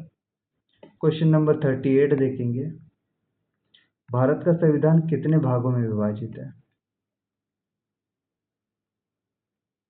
तो इसका राइट आंसर हो जाएगा ऑप्शन बी, 22 भागों में विभाजित देखने को मिलता है। चलते साथियों अगले क्वेश्चन पर। क्वेश्चन नंबर 39 देखेंगे, कार्यपालिका, विधायिका और न्यायपालिका की शक्तियों का पृथक्करण किस सिद्धांत पर आधारित है? इसका राइट आंसर हो जाएगा साथियों ऑप्शन सी, शक्तियों के पृथक्करण पर यह आधारित है, यह सिद्धांत। तो इसकी बात करें हम शक्तियों के पृथक्करण के सिद्धांत की अगर बात करें तो इसमें जो जॉन लॉक और मॉन्टेस्क्यू, इनसे प्रेरित है यह शक्ति का पृथक्करण। जहाँ बात करता है एक ही व्यक्ति या संस्था के पास सभी शक्ति न हो, ताकि क्या होगा कि जैसे सारी शक्तियाँ एक ही व्यक्ति के पास में होंगी तो इससे क्या होगा, सत्ता में संघर्ष होगा, है ना, तानाशाही से बचा होगा। इसलिए कहा गया है कि सभी को शक्तियों का पृथक्करण हो। विधायिका के पास अपना प्रमुख हो, कार्यपालिका के पास अपना प्रमुख हो। जैसे कार्यपालिका के पास हमें राष्ट्रपति देखने को मिलता है ना, वही न्यायपालिका में सर्वोच्च न्यायालय हमें देखने को मिला, उच्च न्यायालय देखने को मिलता है, जिसमें मुख्य न्यायाधीश देखने को मिलते हैं ना। इस तरीके से सभी शक्तियों का पृथक्करण देखने को मिला हमें। चलते अगले क्वेश्चन पर। क्वेश्चन नंबर 14 देखेंगे, भारतीय राज्य में प्रशासनिक शक्ति का सर्वोच्च पद कौन है? फॉरेस्ट गार्ड 2023 का ये क्वेश्चन। बताइए आप सभी क्या राइट आंसर होगा। तो इसका राइट आंसर हो जाएगा ऑप्शन बी, राज्यपाल हमें प्रशासनिक शक्ति का सर्वोच्च पद देखने को मिलता है। चलते साथियों अगले स्लाइड पर। क्वेश्चन नंबर देखेंगे 41। भारत में सरकार का स्वरूप क्या है? बताइए आप सभी, इसका क्या राइट आंसर होगा? तो इसका राइट आंसर हो जाएगा ऑप्शन बी, संसदीय शासन प्रणाली हमें देखने को मिलती है भारत में, जो कि ब्रिटेन के संविधान से हम लोगों ने ग्रहण की थी, है ना। ब्रिटेन के संविधान से इसे अपनाया गया था। साथ ही हम बात करें संसदीय शासन प्रणाली की, तो इसमें जो कार्यपालिका जो होती है वो विधायिका के प्रति उत्तरदायी होती है। कार्यपालिका विधायिका के प्रति क्या होती है? उत्तरदायी होती है। साथ ही बात करें जो राष्ट्रपति और राज्यपाल जो होते हैं, है ना, प्रेसिडेंट जो होते हैं और गवर्नर, ये किसके प्रति? संवैधानिक प्रमुख होते हैं, संवैधानिक प्रमुख। और जबकि वास्तविक जो कार्यपालिका की शक्ति होती है वो प्रधानमंत्री हो गए, है ना, मुख्यमंत्री हो गए और मंत्रिपरिषद के हाथों में होती है। तो ये काफी इंपॉर्टेंट तथ्य संसदीय शासन प्रणाली के संबंध में। डायरेक्ट क्वेश्चन पूछ लिया जाएगा कि संसदीय शासन प्रणाली कहाँ से अपनाई गई थी, तो ये इसका राइट आंसर क्या होगा? ब्रिटेन से अपनाई गई थी। वही पूछ लिया जाएगा कि कार्यपालिका की वास्तविक शक्ति किसके पास होती है, तो यह विधायिका के प्रति उत्तरदायी होती है कार्यपालिका, किसके प्रति, है ना। तो वैसे ही क्वेश्चन पूछेंगे कि भैया संवैधानिक प्रमुख कौन होते हैं इसमें विधायिका में, तो राष्ट्रपति राज्यपाल देखने को मिलते हैं हमें संवैधानिक प्रमुख। और वास्तविक कार्य शक्ति किसके पास होती है? ये प्रधानमंत्री, मुख्यमंत्री, मंत्रिपरिषद, ये जो कि कार्य करते हैं। तो काफी इंपॉर्टेंट क्वेश्चन यहाँ से बन जाते हैं। चलते हैं अगले क्वेश्चन पर। क्वेश्चन नंबर देखेंगे 42। भारत में राज्य और केंद्र के बीच शक्तियों का विभाजन किस अनुच्छेद में है? एमपी कांस्टेबल में पूछा गया क्वेश्चन है। बताइए आप सभी, इसका क्या राइट आंसर होगा? इसका राइट आंसर हो जाएगा साथियों ऑप्शन ए, अनुच्छेद जो कि 245 से 255 के बीच हमें देखने को मिलता है। राज्य और केंद्र के बीच में शक्तियों का विभाजन की बात कही गई है। साथ ही हम अगर बात करें 368 की, तो इसमें क्या दिया गया है? इसमें संविधान संशोधन की प्रक्रिया दी गई है, जो कि कहाँ से अपनाई थी हमने संविधान संशोधन? दक्षिण अफ्रीका के संविधान से लिए गए थे इसमें। साथ हम बात करें अनुच्छेद 51 की, तो ये इसमें हमें मौलिक कर्तव्य देखने को मिलते हैं। 370 जो कि हम जम्मू कश्मीर विशेष प्रावधान दिए गए हैं ना, J&K के बारे में विशेष प्रावधान दिए गए थे 370 के अंतर्गत। वर्तमान में इन विशेष अधिकारों को हटा दिया गया है ना। चलते अगले क्वेश्चन की ओर। क्वेश्चन नंबर देखेंगे 43। किस सूची में राज्य की अधिकतर विधायी शक्तियां है? बताइए आप सभी, इसका क्या राइट आंसर होगा? तो इसका राइट आंसर हो जाएगा साथियों ऑप्शन बी, राज्य सूची में हमें अधिकतर विधायी शक्तियां देखने को मिलती है। अगर हम वही बात करें केंद्र सूची पे, तो इसमें केंद्र की शक्तियां देखने को मिलती है, विधायी शक्तियां। समवर्ती सूची की बात करें तो उसमें केंद्र और राज्य दोनों की सूचियां में देखने को मिलती है, विधायी शक्तियां देखने को मिलती है समवर्ती सूची के अंतर्गत। वही अगर हम राज्य सूची की अगर बात करें, तो हमें राज्य सूची जो कि 7वीं अनुसूची में देखने को मिलती है ना, जिसमें 3 सूचियां देखने को मिलती है। 7वीं अनुसूची में इसका वर्णन देखने को मिलता है भारत की। तो ये इसमें 3 अनुसूचियां हम देख पाते हैं, जैसे कि एक केंद्र सूची हो गया, एक राज्य सूची हो गई, है ना, एक समवर्ती सूची हो गई। तो यह 3 प्रकार की हमें सूचियां देखने को मिलती है। तो हम 7वें शेड्यूल के अंतर्गत इनकी राज्य सूची की अगर बात करें, राज्य सूची की, तो राज्य सूची में जो होते हैं ये 66 विषय होते हैं इसके अंतर्गत, है ना। और वर्तमान में कितने हैं? 61 विषय। तो 66 विषय कब थे? 66 विषय जब मूल रूप से जब था 1950 में, तो इसमें 66 विषय हुआ करते थे।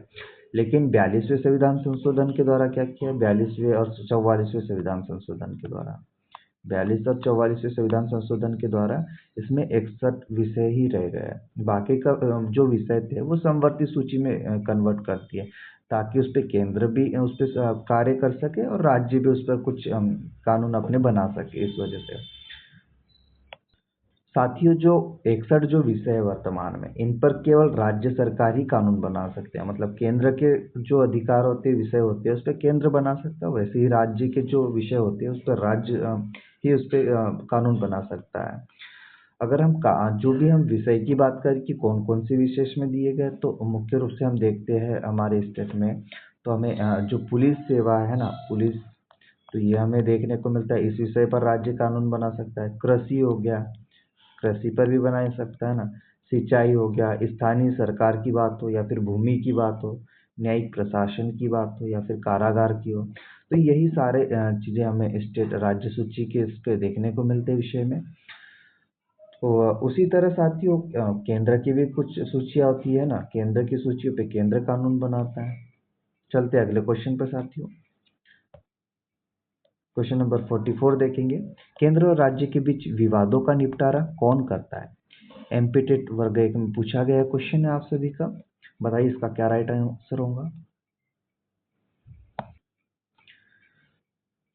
तो इसका राइट आंसर हो जाएगा साथियों ऑप्शन बी, सर्वोच्च न्यायालय।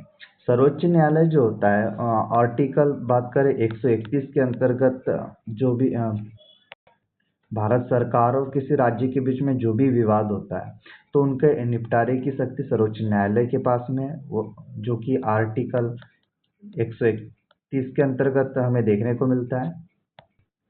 साथियों, हम अगर विवादों की बात करें तो क्यों विवाद होता है, जैसे हम मुख्य विषय की अगर बात करते हैं, इसमें कई विधायी अधिकारों को टकराव देखने को मिलता है, तो साथ ही वित्तीय विवाद भी देखने को मिलते हैं, प्रशासनिक विवाद भी देखने को मिलते हैं। हम अगर विधायी अधिकारों के टकराव की बात करें तो हमने अभी 7वीं अनुसूची देखा, तो जिसपे राज्य संघ संवर्ती सूची, यानी सबको अपने अपने विषय दिए गए, परंतु कभी कभी ऐसे आधिकारिक विवाद देखने को मिलते हैं, जिसमें जैसे कि शिक्षा हो गया, कराधान हो गया, ऐसे कानून पर विवाद देखने को मिलता है। वित्तीय विवाद की अगर बात करें तो उसमें कर संग्रह की या फिर वितरण को लेकर विवाद देखने को मिलता है, जैसे कि जीएसटी हो गया, उत्पादन शुल्क, रॉयल्टी आदि, खनिज उत्पादन हो गया, तो इन सभी में दोनों में विवाद देखने को मिलता है, तो ये काफ़ी इंपॉर्टेंट हो जाता है। तो इसका राइट आंसर ऑप्शन बी, सर्वोच्च न्यायालय हो जाएगा, है ना। चलते अगले क्वेश्चन पर। क्वेश्चन नंबर देखेंगे 45। राज्य में सरकार का मुख्य कार्यकारी कौन होता है? एमपी पटवारी 2023 में पूछा गया क्वेश्चन है। बताइए आप सभी क्या राइट आंसर होगा। सारे ही क्वेश्चन काफ़ी इंपॉर्टेंट हो जाते हैं आप सभी के लिए, और जो कहीं ना कहीं किसी न किसी एग्जाम में पूछे गए हैं, इसलिए आपको हो सकता है आपके सेक्टर में भी यहाँ से क्वेश्चन देखने को मिले। अगर आपके सिलेबस का पार्ट है तो हो सकता है कि आपको यहाँ से निश्चित ही क्वेश्चन आपके परीक्षा हॉल में आपके सेक्टर में देखे। बताइए इसका राइट आंसर क्या होगा। तो इसका राइट आंसर हो जाएगा साथियों ऑप्शन ए, मुख्यमंत्री। चीफ मिनिस्टर जो होता है वो मेन एग्जीक्यूटिव पावर, मुख्य कार्यकारी अधिकारी होता है राज्य सरकार का। वही हम बात करें अगर राज्यपाल की, तो ये कौन होता है, हमने पहले क्वेश्चनों में चर्चा की है कि यह संवैधानिक प्रमुख होता है ना, संवैधानिक प्रमुख होता है। मंत्री क्या होते हैं, मंत्री तो सहयोगी होते हैं ना, मुख्यमंत्री वगैरह के। सचिव जो होता है वो प्रशासनिक अधिकारी होता है, प्रशासनिक होता है ना। इस तरह से इसके कुछ फैक्ट हो जाते हैं। चलते अगले क्वेश्चन पर साथियों। क्वेश्चन नंबर देखेंगे 46। भारत में कार्यपालिका की जिम्मेदारी किसके प्रति होती है? वीडियो पॉज करके आप सभी आंसर देने की कोशिश करिएगा साथियों।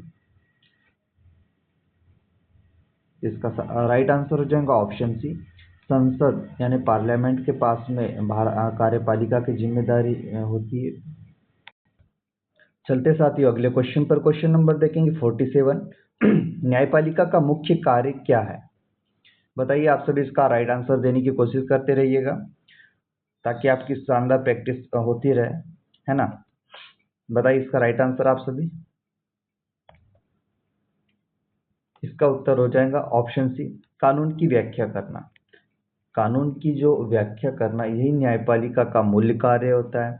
अगर कानून बनाने की बात हो तो कानून कौन बनाता है? कानून कौन बनाता है? विधायिका बनाती है, विधायिका कानून बनाती है। जबकि कानून लागू कौन करता है? कार्यपालिका का कार्य है, कार्यपालिका कानून को लागू करवाती है, कार्य करती है ना। साथ में हम अगर बात करें बजट बनाने की, तो बजट कौन बनाता है? ये भी कार्यपालिका का कार्य हो जाता है। तो इसका राइट आंसर हो जाएगा साथियों ऑप्शन सी, कानून की व्याख्या, है ना। चलते अगले क्वेश्चन पर। क्वेश्चन नंबर 48 देखेंगे आप सभी। सर्वोच्च न्यायालय की स्थापना किस अनुच्छेद द्वारा हुई? इसका राइट आंसर क्या होगा बताइए आप सभी। इसका राइट आंसर हो जाएगा साथियों ऑप्शन ए, अनुच्छेद 214 हमें देखने को मिलता है। अनुच्छेद 214 से अगर बात करें 231 तक के, तो 214 से 231 तक के हमें उच्च न्यायालय देखने को मिलते हैं। हम लोगों ने शायद पिछला क्वेश्चन नहीं देखा, 48वां क्वेश्चन देख रहे थे हम सभी। तो एक बार पुनः हम 48वें क्वेश्चन को देखेंगे। सर्वोच्च न्यायालय की स्थापना किस अनुच्छेद द्वारा हुई? तो इसका राइट आंसर क्या हो जाएगा साथियों? ऑप्शन ए, 124 आर्टिकल देखने को मिलता है। तो हम आर्टिकल की बात करें तो 124 से हमें 147 तक के हमें सर्वोच्च न्यायालय के आर्टिकल देखने को मिलते हैं। सर्वोच्च न्यायालय की अगर बात करें तो यह जो कि संविधान का रक्षक और व्याख्या कहलाता है। अगर सर्वोच्च न्यायालय की स्थापना की अगर बात करें तो यहाँ में 26 जनवरी 1950 को इसकी स्थापना देखने को मिलती है, जो कि कार्यालय का है नई दिल्ली में हमें देखने को मिलता है।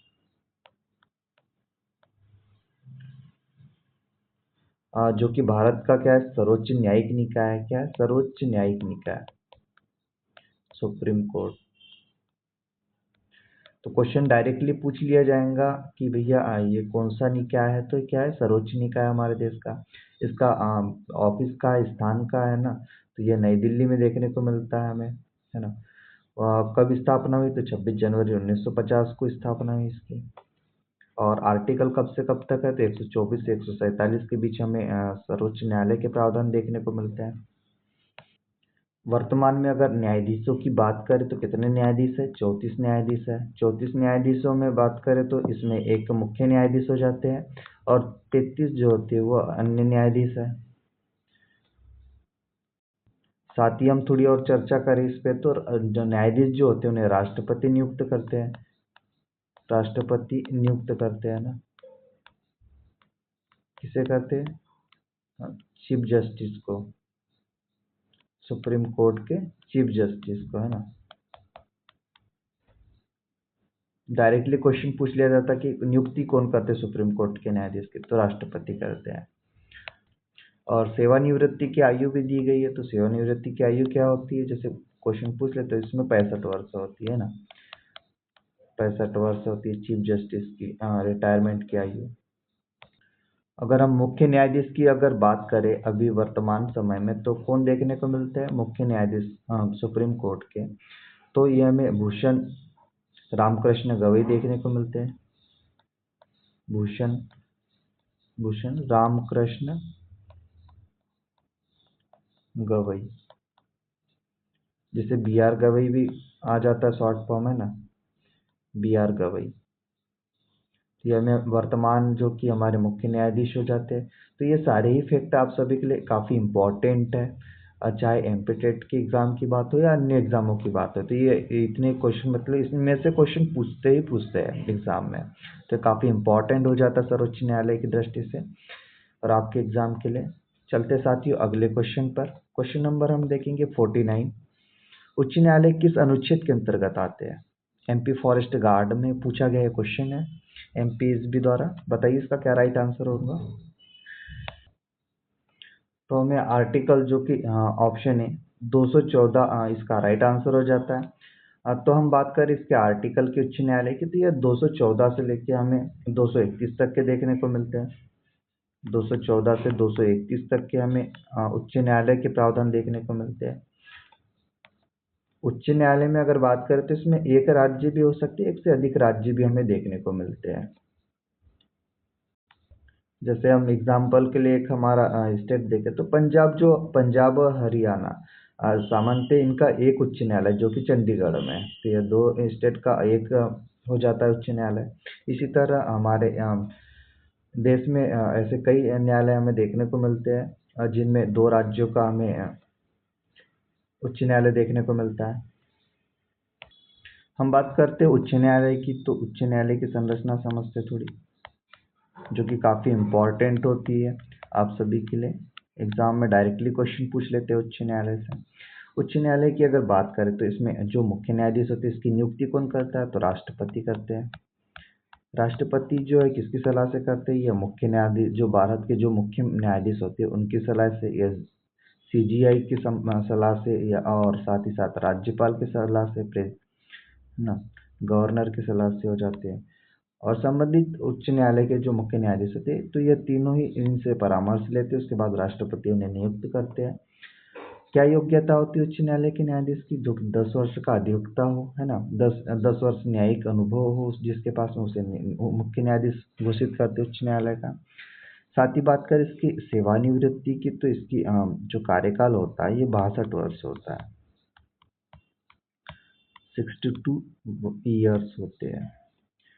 जैसा कि हमने बात की थी सुप्रीम कोर्ट के, तो वो 65 साल देखने को मिलती है। वर्तमान में कितने उच्च न्यायालय, तो वर्तमान में हमें 25 उच्च न्यायालय देखने को मिलते हैं। सबसे पुराने की अगर बात करें, सबसे पुराना कहाँ का उच्च न्यायालय हो जाता है, तो हमें कलकत्ता उच्च न्यायालय देखने को मिलता है। कलकत्ता कब स्थापना देखने को मिलती है इसकी, तो इसकी स्थापना की अगर बात करें तो 1862 में इसकी स्थापना देखने को मिलती है। अगर यही उच्च न्यायालय में अगर सबसे वर्तमान और नए उच्च न्यायालय की अगर बात करें तो हमें 2019 में अमरावती में स्थापित किया गया है ना, जिसमें आंध्र प्रदेश उच्च न्यायालय देखने को मिलता है। कौन सा, आंध्र प्रदेश का उच्च न्यायालय देखने को मिलता है 2019 में अमरावती में। इस तरह से काफ़ी इंपॉर्टेंट फैक्ट हो जाते हैं आपके लिए ये एग्ज़ाम की दृष्टि से। यहाँ से एक ना एक क्वेश्चन जरूर आपके एग्ज़ाम हॉल में देखने को मिलेगा, और अन्य एग्ज़ामों में भी यहाँ से क्वेश्चन बनते ही बनते हैं, तो ये स्लाइड आप सभी के लिए काफ़ी इंपॉर्टेंट हो जाती है। चलते हैं अगले क्वेश्चन की ओर। क्वेश्चन नंबर देखेंगे 50। न्यायपालिका की स्वतंत्रता मुख्य स्तंभ क्या है। आप सभी इसका राइट आंसर देने की कोशिश करिएगा। तो साथ ही इसका राइट आंसर हो जाएगा, तो इसका राइट आंसर क्या, ऑप्शन बी हो जाएगा, न्यायाधीशों की नियुक्ति और सुरक्षा, जो कि न्यायपालिका के स्वतंत्र मुख्य स्तंभ माने जाते हैं। अगर नियुक्ति की बात करें तो नियुक्ति काफ़ी इंपॉर्टेंट हमें देखने को मिलती है, जो कि हमारे राष्ट्रपति जी करते हैं। और सुरक्षा की दृष्टि से अगर बात करें तो क्योंकि यह सभी न्यायपालिका के मुख्य अंग होते हैं। न्यायाधीशों को जो है अनुचित रूप से हटाया नहीं जा सकता है ना, अत्यधिक गंभीर आरोप होने पर ही केवल संसद के माध्यम से हटा सकते हैं। न्यायालय जो है वो स्वतंत्र निर्णय ले सकते हैं न्यायिक कार्य में। साथ ही हम अगर बात करें सरकार और संसद अन्य जो संस्थाओं से निर्णय में इनके हस्तक्षेप नहीं होता है, यह किसी प्रकार का हस्तक्षेप नहीं करते इसमें। चलते साथियों अगले क्वेश्चन पे हम बात करते क्वेश्चन नंबर 51 की देखेंगे। 73वां संविधान संशोधन किसके लिए है। एमपी पुलिस 2023 में पूछा गया है क्वेश्चन आप सभी के। बताइए इसका राइट आंसर क्या होगा। तो इसका राइट आंसर हो जाएगा साथियों option B, panchayat rural local bodies के लिए हमें 73वां संविधान संशोधन देखने को मिलता है। इसमें भारतीय ग्रामीण स्थानीय स्वशासन को क्या किया गया था, संवैधानिक दर्जा दिया गया था। तो ग्रामीण स्थानीय स्वशासन की बात होगी है ना, यानी पंचायती राज की स्थापना की बात होगी, उसे संवैधानिक दर्जा देने की बात हुई थी इसमें। तो 73वां संविधान संशोधन कब देखने को मिलता है, तो यह हमें 1992 में देखने को मिलता है। क्या उद्देश्य से लाया गया था इसे, जो कि लोकतंत्र जो था उसको क्या जमीनी स्तर तक पहुंचाना था, ये इसका मुख्य उद्देश्य था। साथ ही साथ जो महिलाओं और पिछड़े वर्गों के लिए जो प्रतिनिधि होते थे उन्हें सुनिश्चित करना था लोकल लेवल पर। अगर इसमें हम आर्टिकल की अगर बात करें तो हमें इसमें 243 आर्टिकल से 243 आई तक के हमें देखने को मिलते हैं, जो कि जिसमें पंचायती राज का प्रावधान दिए गए हैं सारी आर्टिकल 243 से 243 आई तक के। इम्पॉर्टेंट क्वेश्चन हो जाता है, डायरेक्टली क्वेश्चन पूछ लिया जाता है कि आर्टिकल क्या है ना, पंचायती राज 73वें संविधान संशोधन का आर्टिकल कौन कौन से है पंचायत के लिए, तो यह 243 से 243 आई तक के इसमें प्रावधान देखने को मिलते हैं। तो संवैधानिक दर्जा कब दिया गया था? तो यह 1992 में दिया गया था 73वें संविधान के द्वारा पंचायती राज को। विषय की अगर बात करें, कितने विषय दिए गए थे? तो 29 विषय इसमें दिए गए थे कार्य के। चलते साथियों अगले क्वेश्चन पर। क्वेश्चन नंबर देखेंगे 52। 74वां संविधान संशोधन किसके लिए है? एमपी जेल प्रहरी में पूछा गया आपका यह क्वेश्चन है, काफी इंपॉर्टेंट हो जाता है इस दृष्टि से। बताइए आप सभी इसका क्या राइट आंसर होगा? इसका राइट आंसर हो जाएगा साथियों ऑप्शन ए, नगर पालिका हमें देखने को मिलती 74 संविधान संशोधन के अंतर्गत। तो 74वां संविधान संशोधन कब देखने को मिलता है? 74वां संविधान संशोधन हमें 1992 में देखने को मिलता है, जिसमें शहरी स्थानीय शासन की बात की गई है। हम इसके विषय की अगर बात देखें तो कितने विषय इसमें दिए गए? 18 इसमें विषय दिए गए। 18 विषय पर कार्य करने के लिए इसमें प्रावधान दिया गया है। साथ ही बात करें हम इसके अनुच्छेदों के आर्टिकल की, तो आर्टिकल हमें 243 बी से 243 टी तक के देखने को मिलते हैं। यह इसके अंतर्गत प्रावधान देखने को मिलते हैं अनुच्छेदों में। साथ ही डायरेक्टली क्वेश्चन पूछ लिया जाता है कि 74वां संविधान संशोधन कब हुआ था, है ना। जैसे यहाँ हमें देखने को मिला हमारे क्वेश्चन में, जो कि प्रीवियस ईयर के क्वेश्चन में पूछा गया था कि 74वां संविधान संशोधन किसके लिए? तो नगर पालिका। इसी तरह डायरेक्ट क्वेश्चन पूछ लिया जाएगा 74वां संविधान संशोधन कब स्थापित हुआ? तो 1992 में। कितने विषय है? तो 18 विषय हमें देखने को मिलते हैं। वही आर्टिकल पूछ लिए जाते हैं डायरेक्टली, तो काफी इंपॉर्टेंट हो जाएंगे आप सभी के लिए। चलते साथियों अगले क्वेश्चन पर। क्वेश्चन नंबर 53 देखेंगे। पंचायती राज में सबसे निचली इकाई कौन सी है? बताइए आपसे इसका राइट आंसर। अगर हम जिला परिषद की बात करें तो यह जिला स्तर की देखने को मिलती है इकाई, जिला स्तर पर। वही हम बात करें अगर पंचायत समिति की, तो पंचायत समिति हमें ब्लॉक स्तर पर देखने को मिलती है। और ब्लॉक की अगर बात करें तो यह प्रशासनिक इकाई है। तो पंचायती राज की बात करें तो यह ग्राम पंचायत हमें देखने को मिलती है, जो कि सबसे निचला स्तर होता है पंचायती राज का, जहाँ पर एक या दो से गांव मिलकर, जहाँ जनसंख्या कम होती है तो एक या दो गांव मिलकर यहाँ पे ग्राम पंचायत का निर्माण करते हैं। तभी इसमें गांव सम्मिलित होते हैं जब गांव अत्यधिक मात्रा में छोटा होता है, जैसे 200 से 300 अगर वोटर हो, है ना, तो वहाँ पे 2 से 3 गांव इसमें सम्मिलित हो जाते हैं। चलते अगले क्वेश्चन पर साथियों। क्वेश्चन नंबर 54 देखेंगे। 73वें संविधान संशोधन में पंचायती राज के लिए कितने स्तर निर्धारित किए गए हैं? तो इसका राइट आंसर हो जाएगा साथियों ऑप्शन सी, 3 स्तर हमें देखने को मिलते हैं जो कि पंचायती राज के अंतर्गत। तो हम बात करें इन 3 स्तरों की, तो इसमें ग्राम पंचायत, साथ ही साथ इसमें पंचायत समिति हो गई, पंचायत समिति, और साथ में जिला परिषद।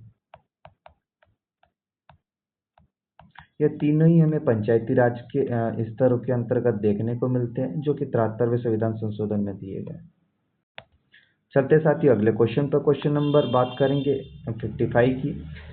74वें संविधान संशोधन में नगर पालिकाओं के लिए न्यूनतम प्रतिनिधि किसका सुनिश्चित किया गया है? बताइए इसका राइट आंसर क्या होगा? तो इसका राइट आंसर हो जाएगा साथियों ऑप्शन ए, महिला। तो इसमें अगर महिला की अगर बात करें तो इसमें कुल सीटों का 33% यानी 1/3 भाग आरक्षित है, 33% महिलाओं के लिए। अगर हम बात करें कुछ अन्य नगर पालिकाओं में जहाँ पे एससी या एसटी की सीट आरक्षित है, उनमें महिला उम्मीदवारों को प्राथमिकता दी जाती है एससी एसटी सीटों पर। और अन्य की अगर बात करें तो यह महिलाओं के लिए ऑलरेडी इसमें 33% हमें देखने को मिलता है रिजर्वेशन। चलते साथियों अगले क्वेश्चन पर। क्वेश्चन नंबर 56 देखेंगे। राष्ट्रीय मानवाधिकार आयोग की स्थापना कब हुई? बताइए आप सभी इसका राइट आंसर देने की कोशिश करिएगा।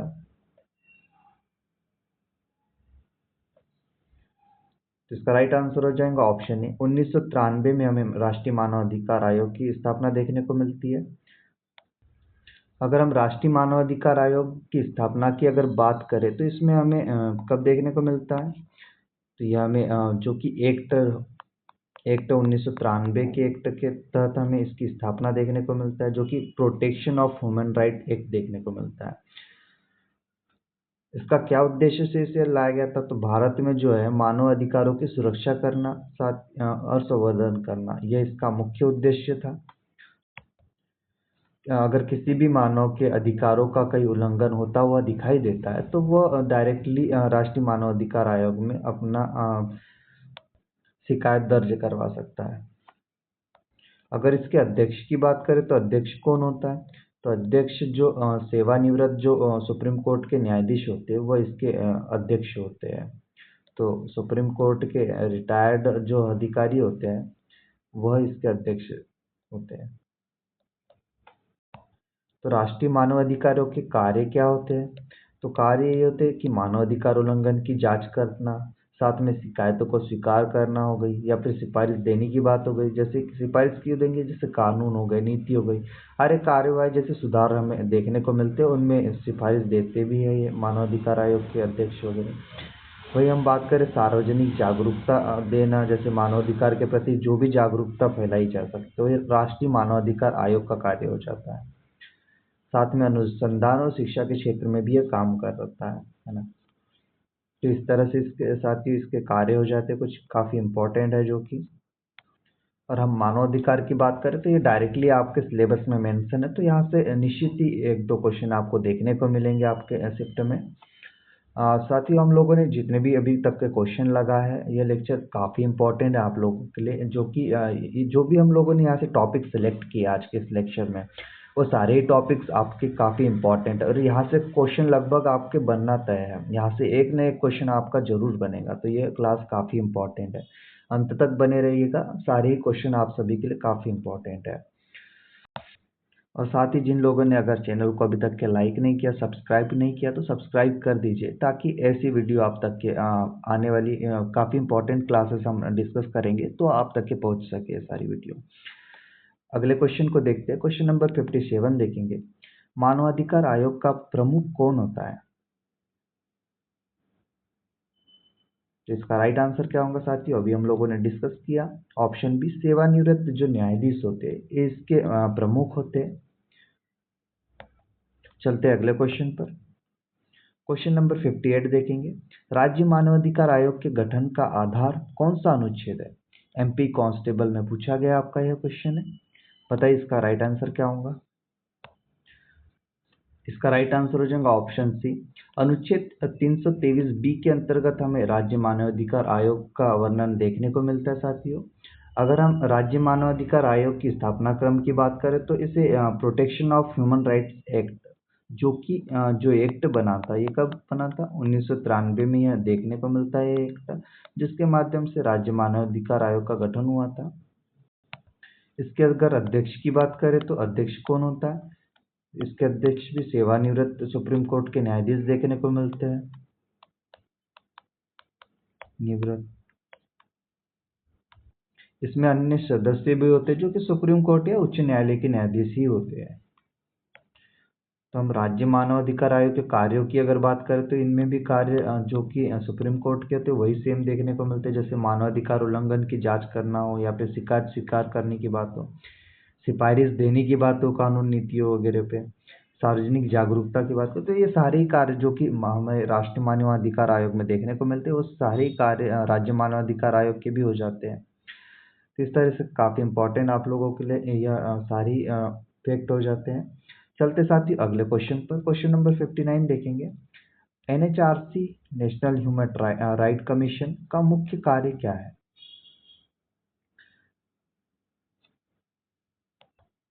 अगर हम फर्स्ट ऑप्शन देखते हैं, कानून बनाना, कानून बनाता है क्या नेशनल ह्यूमन राइट कमीशन, तो नहीं, ये तो किसका कार्य है, ये हमारे कोर्ट का कार्य है ना, न्यायालय का कार्य कानून बनाना। कानून की बात तो हम लोगों ने वो संघ सूची उसमें भी देखी थी, जैसे कि हमने समवर्ती सूची में, जो कि संघ सूची हो गई, राज्य सूची, समवर्ती सूची, ये तीनों पे जो कि संसद हो गई या फिर राज्य विधानमंडल, ये भी कानून बनाते हैं, तो कानून की तो दायरा बहुत अलग है। वही अगर हम बात करें मानवाधिकार उल्लंघन की जांच करना, तो इसके अंतर्गत हमें एनएचआरसी का मुख्य कार्य देखने को मिलता है। इसका राइट आंसर ऑप्शन बी हो जाएगा। बजट भी तैयार नहीं करता है और न्यायालय का निर्णय देना, ये भी नहीं है इसका राइट आंसर। तो इसका राइट आंसर हो जाएगा ऑप्शन बी, मानव अधिकार का उल्लंघन की जांच करता है एनएचआरसी। अगला क्वेश्चन देखेंगे, क्वेश्चन नंबर 60। एनएचआरसी किसके अधीन कार्य करता है? तो इसका राइट आंसर हो जाएगा साथियों ऑप्शन बी, राष्ट्रपति के अधीन यह कार्य करता है। राष्ट्रपति को ही यह रिपोर्ट देने का कार्य करता है। डायरेक्टली क्वेश्चन पूछ लिया जाएगा कि एनएचआरसी का किसके अधीन कार्य करता है या फिर किसे रिपोर्ट देता है, तो ये राष्ट्रपति को रिपोर्ट सौंपता है अपनी। चलते अगले क्वेश्चन पर, क्वेश्चन नंबर 61 देखेंगे। राज्यपाल किसके प्रतिनिधि होते हैं? इसका राइट आंसर हो जाएगा साथियों ऑप्शन बी, राष्ट्रपति के प्रतिनिधि देखने को मिलते हैं हमें राज्यपाल, जो कि साथी यही राष्ट्रपति द्वारा नियुक्त किए जाते हैं, जो कि आमतौर पर केंद्र सरकार के परामर्श से नियुक्त होते हैं। इनके कार्यकाल के अगर राज्यपाल के पूरे स्ट्रक्चर की हम बात करें, राज्यपाल जो कि हमें 153 से आर्टिकल 153 से 161 के बीच हमें इनके प्रावधान देखने को मिलते हैं। राज्यपाल जो कि राज्य का राज्याध्यक्ष होता है,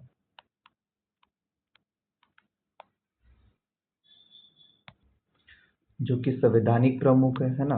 राज्य का संवैधानिक प्रमुख कौन है? तो राज्यपाल देखने को मिलता है। डायरेक्टली क्वेश्चन पूछ लिया जाता है कि राज्य का संवैधानिक प्रमुख कौन है, तो राज्य का संवैधानिक प्रमुख कौन है? राज्यपाल देखने को मिलता है। कार्यकाल कितना होता है? तो कार्यकाल होता है 5 वर्षों का, हमें देखने को मिलता है।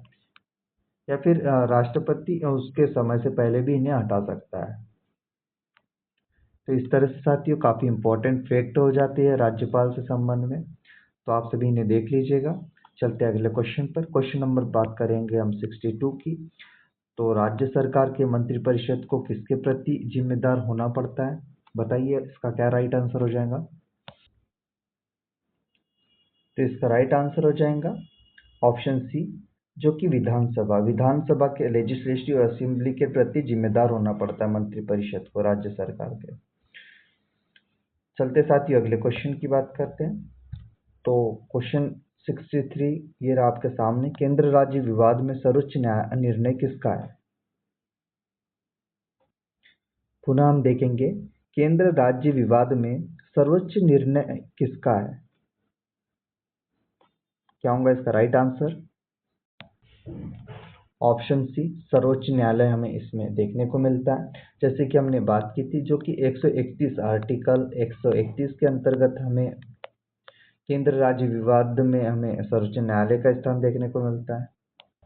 जो भी इनमें विवाद होते हैं उनको सुलझाने की कार्य कौन करता है? सर्वोच्च न्यायालय इन्हें परामर्श देता है या फिर इसका समझौता करवाता है किसी भी प्रकार के विवाद का। चलते साथियों अगले क्वेश्चन पर, क्वेश्चन नंबर हम बात करेंगे 64 की। न्यायपालिका की कार्यपालिका से स्वतंत्रता का महत्व क्या है? तो इसका राइट आंसर हो जाएगा साथियों ऑप्शन ए, न्याय में निष्पक्षता, जो कि न्यायपालिका की कार्यपालिका के स्वतंत्रता का महत्वपूर्ण महत्व देखने को हमें मिलता है। चलते अगले क्वेश्चन पर, क्वेश्चन बात करेंगे हम 65 की। भारत में स्थानीय स्वशासन का संवैधानिक आधार कौन सा है? एमपी जेल प्रहरी 2023 में पूछा गया आपसे यह क्वेश्चन है। बताइए आप सभी इसका क्या राइट आंसर होगा? तो हम अगर बात करें 51 की, अनुच्छेद 51 की, तो इसमें हमें फंडामेंटल ड्यूटीज देखने को मिलती है। वही अगर बात करें हम अनुच्छेद 21 की, तो इसमें हमें राइट ऑफ लाइफ, जो कि जीवन का अधिकार की बात की गई, स्वतंत्रता के अधिकार के अंतर्गत देखने को मिलता है यह आर्टिकल। आर्टिकल 368 की बात करें तो इसमें हमें अमेंडमेंट देखने को मिलते हैं, है ना, संविधान संशोधन देखने को मिलते हैं इसके अंतर्गत। तो हमारा राइट आंसर हो जाएगा ऑप्शन ए। इस तरह से साथियों हम लोग अगर राइट आंसर नहीं भी पता रहे तो हम इसके ऑप्शंस के थ्रू हम इसे देख सकते हैं ना। ऑप्शंस को हम जो भी ऑप्शंस रहते हैं उनसे हो सकता है कि आप लोग उसको देख के निगलेक्ट कर दें, उनको हटा दें और आप सही उत्तर तक पहुंच सको। तो इस तरह से आप सही उत्तर देख सकते हैं। तो हम बात करें अनुच्छेद 40 और 243 जो कि हमारे स्थानीय स्वशासन के संवैधानिक आधार होते हैं, ये आर्टिकल, इसके अंतर्गत इनका प्रावधान दिया गया है। हम लोगों ने जो कि 243 आर्टिकल के बारे में पढ़ चुके हैं। इसमें स्थानीय स्वशासन जो कि 73वें संविधान संशोधन में हमने देखा था 243 से, जो कि किसका वर्णन हमें देखने को मिलता है, पंचायती राज का हमें देखने को मिलता है इसमें वर्णन, 243 से लेकर 243 तक के। साथ ही आर्टिकल 40 की अगर बात करें तो इसमें पंचायत के गठन की बात की गई है। चलते साथियों अगले क्वेश्चन पर। क्वेश्चन नंबर देखेंगे हम 66। नगर पालिका और पंचायती राज की वित्तीय शक्ति किसके द्वारा सुनिश्चित होती है? एमपी पटवारी में पूछा गया एज इट इज आपसे यह क्वेश्चन है। बताइए आप इसका राइट आंसर क्या होगा? तो इसका राइट आंसर होगा साथियों ऑप्शन बी, राज्य। जो कि नगर पालिका और पंचायती राज की वित्तीय शक्ति की बात करें तो इसमें राज्य इसका प्रमुख होगा। राज्य ही सारी वित्तीय मुख्य स्रोत देखने को मिलता है हमें। वित्तीय के सारे लेन देन इन दोनों ही क्षेत्र में राज्य अपना महत्वपूर्ण भूमिका निभाता है। अगला क्वेश्चन देखते हैं 67 का। स्थानीय स्वशासन में महिलाओं का आरक्षित प्रतिनिधित्व किस प्रतिशत तक सुनिश्चित है? तो इसका राइट आंसर हो जाएगा साथियों ऑप्शन सी, 33% तक के सुनिश्चित है अभी वर्तमान में। तो चलते साथियों अगले क्वेश्चन पर। क्वेश्चन नंबर 68 देखेंगे। 74वें संशोधन में नगर पालिका को प्रशासनिक स्वायत्तता क्यों दी गई है? बताइए आप सभी इसका राइट आंसर। तो हम बात करें इसके राइट आंसर की तो बजट नियंत्रण है क्या? तो हमें बजट नियंत्रण नहीं देखने को मिलता है इसमें। कानून बनाने की बात हो तो कानून की भी इसमें नगर पालिकाओं में नहीं दिया गया स्वायत्तता। अगर हम बात करें इसमें न्यायिक शक्ति के लिए तो न्यायिक शक्ति के लिए भी नहीं देखने को मिलता है। तो इसका राइट आंसर क्या हो जाएगा ऑप्शन ए, विकास कार्यों में तेजी के लिए हमें नगर पालिकाओं के प्रशासनिक स्वायत्तता दी गई है। जिसमें अगर बात करें नगर पालिका तो इसमें हमें 18 विषय देखने को मिलते हैं। 18 विषय को विकास कार्यों की बात की गई इसके अंतर्गत। तो काफ़ी इंपॉर्टेंट हो जाता है आपके लिए। तो 74वां संविधान संशोधन कब देखने को मिलता है? इसका आप राइट आंसर दीजिएगा कमेंट सेक्शन में कि हमें 74वां संविधान संशोधन कब देखने को मिलता है। चलते अगले क्वेश्चन पर। क्वेश्चन नंबर 69 देखेंगे। राज्य मानवाधिकार आयोग किसके कार्य क्षेत्र में आता है? तो इसका सही उत्तर हो जाएगा साथियों ऑप्शन ए, राज्य सरकार के अधीन हमें देखने को मिलता है राज्य मानवाधिकार आयोग और इसके कार्य क्षेत्र। चलते इसी के साथ अगले क्वेश्चन पर। क्वेश्चन नंबर 70 देखेंगे। भारत में न्यायपालिका की संरचना किस प्रकार की है? तो इसका राइट आंसर हो जाएगा 3 स्तरीय देखने को मिलती है, 3 टीयर। अगर हम 3 टीयर की बात करें तो इसमें हमें जैसा कि सुप्रीम कोर्ट हो गया है ना, हाई कोर्ट हो गया, इसके बाद हमें सब ऑर्डिनेट कोर्ट देखने को मिलती है जैसे निचले लेवल पर सब ऑर्डिनेट। तो इस तरह से 3 स्तरीय हमें देखने को मिलते हैं, इसके 3 स्तर हो जाते हैं। तो साथियों ये सारे क्वेश्चन आप लोगों के लिए काफ़ी इम्पोर्टेंट हो जाते हैं आज के। तो आज के हमारे यही क्वेश्चन थे। आज हमारे यहाँ पे प्रैक्टिस सेशन कंप्लीट होता है। काफ़ी इम्पोर्टेंट क्वेश्चन हम लोगों ने रिवाइज किए यहाँ पे। आप एक दो बार इसे क्लास को ज़रूर देख लीजिएगा, काफ़ी हेल्पफुल होंगी आप सभी के लिए, आपके एग्ज़ाम के लिए। और साथ ही हम एक अच्छे लेक्चर इसके साथ में और लेके आने वाले हैं इसके अगले सीरीज़ में। तो आप सभी बने रहिएगा। अगर चैनल को सब्सक्राइब नहीं किया तो सब्सक्राइब करिए, है ना, ताकि आप तक की ऐसी वीडियो पहुंचती रहे। क्योंकि हम सारे ही टॉपिक्स आपके सिलेबस के अकॉर्डिंग ले रहे हैं, है ना? और सारे आपको सिलेबस को ध्यान में रखते हुए पॉइंट टू पॉइंट हम लोग उन पे काम कर रहे हैं, उनके एमसीक्यूज प्रैक्टिस कर रहे हैं, उनके पीवाईक्यू को देख रहे हैं। मुझे उम्मीद है साथियों कि जो भी हम क्वेश्चन देख रहे हैं, जिसकी हम प्रैक्टिस कर रहे हैं, ये आपके एग्जाम हॉल में एज ए टेस्ट क्वेश्चन आपको देखने को मिलेंगे। और आज की का क्लास जो है आपको जरूर यहाँ से बेनिफिट मिलेगा आपके एग्जाम में। तो साथियों मिलते हैं एक नए लेक्चर के साथ में, एक नए अंदाज में। तब तक कि आप करते रहिए अच्छी प्रैक्टिस। धन्यवाद।